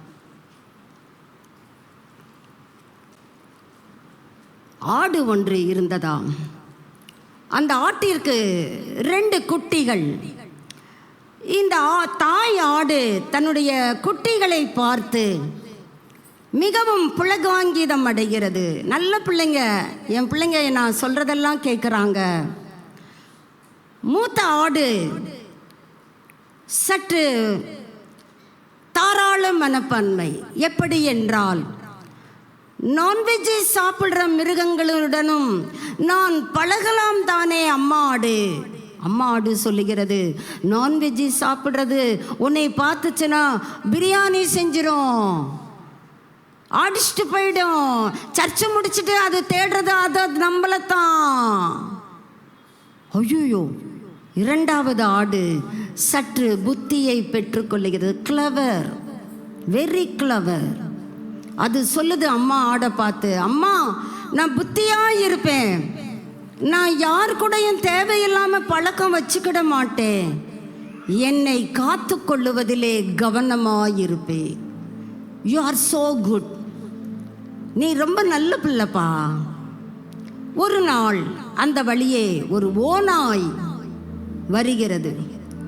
ஓநாய்க்கு 3 ஆடுகளையும் ஒரே நேரத்தில் சாப்பிட்றதுக்கு நாவில் ஜலம் ஊறுகிறது. தாய் ஆடு தன் கொம்பிலே முட்டி ஓநாயை துரத்தி விட்டது. ஓநாய் கிளிபட்ட உதடோடு, நான் இருக்கட்டும், மறுமுறையும் வருவேன், எனக்கு இந்த ஆட்டின் ரத்தம் வேண்டும், இந்த ஆட்டுக்கறி ரொம்ப நாள் ஆயிடுச்சு, கோடைக்காலம் வந்துவிட்டது, எனக்கு குளிர்ச்சியான ஆட்டுக்கறி வேண்டும். ஓநாய் சொல்லிவிட்டபடி சுற்றி சுற்றி வருகிறது. முதல் ஆட்டுக்குட்டி அந்த ஓநாயிடம் சொல்லுகிறது, நான் எல்லார்கிட்டையும் சகஜமா பழகுவேன், எங்க வீட்டுக்கு தாழ்பால் கிடையாது, அதிலிருந்து தெரிஞ்சுக்கோ நான் எப்படி சகஜமா எல்லார்கூடையும் பழகுறேன்னு சொல்லி. ஓநாய்க்கு அது நினைவிற்கு வருகிறது, ஆஹா இந்த ஆட்டுக்குட்டி தங்கி இருக்கிற ரூமுக்கு தாழ்பால் இல்லை. ஆசையோடு நாவில் ஜலம் ஊறியதோடு வருகிறது. உள்ளே ஆட்டுக்குட்டி மனரம்மியமாய் தூங்கிக் கொண்டிருக்கிறது. ஓடி போய் கழுத்தை கவ்வி விட்டது. தப்பிக்கிறதற்கு அந்த ஆட்டுக்குட்டிக்கு வழி இல்லை. ஓநாய்க்கு இரையாகிவிட்டது. இளைய ஆட்டுக்குட்டி எட்டி பார்க்கிறது. சகோதரனுடைய கதறல் கேட்கிறதே, ஐயகோ நீ தானே சொன்ன ஓநாய்கிட்ட என் ரூமுக்கு தாழ்பால் இல்லை, நான் எல்லார்கிட்டையும் சகஜமாக பழகுவேன், உன் வார்த்தையே உன் வாழ்க்கையை மடிவித்து விட்டதே. அதே ஓநாய் இந்த ஆட்டுக்குட்டியையும் கபளீகரம் பண்ணுவதற்கு அடுத்த நாள் வருகிறது. இன்றைக்கும் எனக்கு சம விருந்து, வா வா வா. ஆட்டுக்குட்டி அழைக்கிறது. கிளவர், புத்தி சாதுரியத்தோடு தன்னுடைய அறையின் ஹூக்கிலே ஒரு கொக்கியை மாட்டி விடுகிறது. அதிலே துணி தொங்கிக் கொண்டிருக்கிறது. இந்த ஓநாய் அந்த கதவை திறந்த மாத்திரத்திலே ஓநாயின் தலைப்பகுதி அந்த ஹூக்கிலே மாட்டிக்கொண்டது. ஐயோ நான் தவறான இடத்திற்கு வந்துவிட்டேனோ என்று ஓநாய் சுற்றி சுற்றி பார்க்கிறது. இரண்டாவது ஆட்டுக்குட்டியும் தாய் ஆடும் சேர்ந்து முட்டி அந்த ஓநாயை பதம் பார்த்து சாகடித்தும் விட்டது. இப்பொழுது 2 ஆடுகளும் சொல்லுகிறது, நான் ஒருமனப்பட்டவர்களாக இருந்ததுனால, நம்ம வீட்டுக்கு தாழ்பாலை பலப்படுத்தினதுனால நம்ம 2 பேரும் உசுரோட இருக்கிறோம். நீங்கள் எந்த ஆட்டுக்குட்டியை சேர்ந்தவர்கள்? முதலில் சொல்லப்பட்ட ஆட்டுக்குட்டியின் ரகமா? எல்லார்கிட்டையும் சகஜமாக பழகுவேன், என் வீட்டுக்கு தாழ்பால் கிடையாது.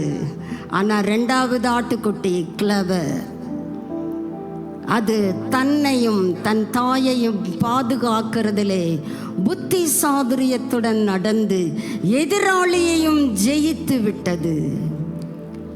நீங்கள் எப்பேற்பட்டவர்கள்? இருமனம் உள்ளவர்களா? Are you single minded or double minded? கர்த்தருடைய ஆவியானவர் நம்மோடு பேசியிருக்கிறார் தானே. நம்முடைய இன்ஸ்டெபிலிட்டியை கர்த்தரிடம் ஒத்துக்கொள்ள கற்றுக்கொள்ளுவோம். ஹல்லேலூயா. நான் வீண் வார்த்தைகளை வெறுத்து, சங்கீதம் 119 113, ஐ ஹேட் டபுள் மைண்டட்னஸ். கர்த்தருடைய வேதத்தில் பிரியப்படுகிறேன். Thank you Lord. நான் உம்மை நேசிக்கிறேன், எந்த உயிரை பார்க்கிலும் நான் உம்மை நேசிக்கிறேன், எந்த உயிரை பார்க்கிலும் ஆராதிப்பேன் உம்மையா, உண்மை மனதுடன் ஆராதிப்பேன் உம்மையா, உண்மை மனதுடன். நான் கர்த்தரை உண்மையான மனதுடன் நேசிக்கிறேன். Lord strengthen me. பலப்படுத்துங்கப்பா. நான் உங்களிலே நிலைச்சிருக்கிறதற்கு கிருபை தாங்கப்பா. எனக்கு தெளிந்த புத்தியை தாங்கப்பா. எனக்கு விஜிலன்ஸை தாங்கப்பா. நான் ஜெபிக்கிறதற்கு அப்பப்போ மறந்துடுறேன்ப்பா. உலக காரியங்களிலே மும்முரமாக ஈடுபட்டு உமக்கு தூரம் போய் விடுகிறேன். பாதுகாப்பற்ற சூழ்நிலையிலே வாழ்கிறேன். என்னை கேட்டுக்கொண்டு இருக்கிற அருமையான சகோதரா சகோதரி, இந்த காலை வேளையிலே கர்த்தர் உன்னோடு இடைபடுகிறார். கேட்கிறதற்கு காதுள்ளவன் கேட்க கடவன். பரிசுத்த ஆவியானவர் சபைகளுக்கு சொல்லுகிறதை காதுள்ளவர் கேட்க கடவர். ஜெயிக்கிறவன் எல்லாவற்றையும் சுதந்தரிப்பான். நாம் ஜெயிக்க பிறந்தவர்கள். நம்முடைய எதிராளி நம்மை கண்டு நடுங்குகிறானா அல்லது நாம் எதிராளியை கண்டு நடுங்குகிறோமா? ஹல்லேலூயா. Thank you Lord. நான் உம்மை நேசிக்கிறேன், எந்தன் உயிரை பார்க்கிலும். நான் உம்மை நேசிக்கிறேன், எந்தன் உயிரை பார்க்கிலும். ஆராதிப்பேன் உம்மையா, உண்மை மனதுடன். ஆராதிப்பேன் உம்மையா, உண்மை மனதுடன். Thank you Lord. நல்ல தகப்பனே, உங்க சத்தத்தை நாங்கள் கேட்டோம் ஆண்டவரே. உம்முடைய புயத்தின் வல்லமையை எங்களிடத்திலே காண்பிக்கிறவர் நீர் தாமே. கோதுமையை சுளகினால் புடைக்கிறது போல எங்களை புடைப்பதற்கு சத்துரு உங்ககிட்ட அனுமதி கேட்டாலும் எங்களுக்காக விண்ணப்பிக்கிறவர் எங்கள் பட்சத்தில் இருக்கிறீரே. நன்றி செலுத்துகிறோம். கரங்களை தட்டி கர்த்தருக்கு மகிமை கொடுக்கலாமே. எனக்காக வேண்டுதல் செய்கிறவர் உம்மை துதிக்கிறோம், ஸ்தோத்தரிக்கிறோம், அல்லேலூயா என்று ஆர்ப்பரிக்கிறோம். உண்மையான மனதுடன் ஒருமனப்பட்டவர்களாக உம்மை நேசிக்கிறோம் ஐயா.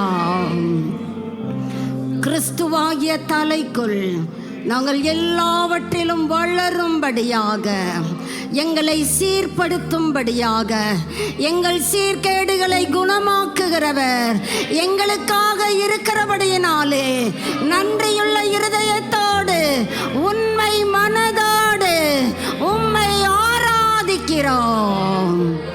Thank you Lord. நன்றி நன்றி நன்றி அப்பா.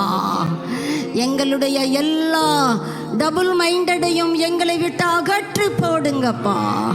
ஒரு விசை கூட உங்க தூய ரத்தத்தினால் கழுவும் ஆண்டவரே. எங்களுக்கு நீங்க புத்தியை தந்திருக்கிறீங்கப்பா. அதை பயன்படுத்தி எதிராளியை வீழ்த்த ஆவியானவர் உங்க தைலத்தினால் எங்கள் ஒவ்வொருவரையும் ஆட்கொள்ளுங்கப்பா.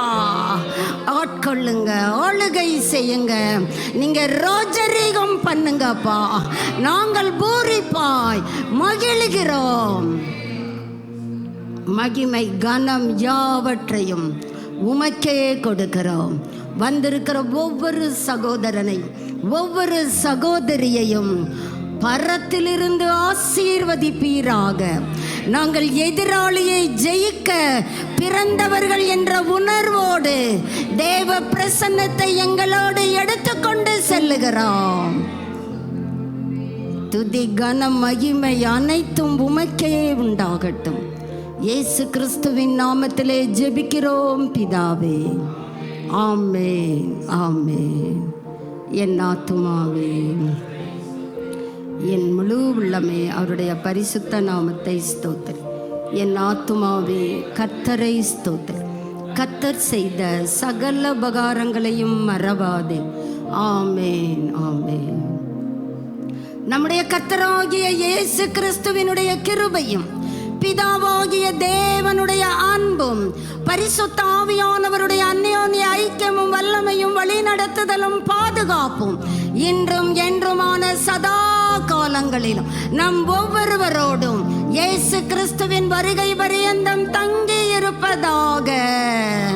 ஆமென். ஆமென். God bless you.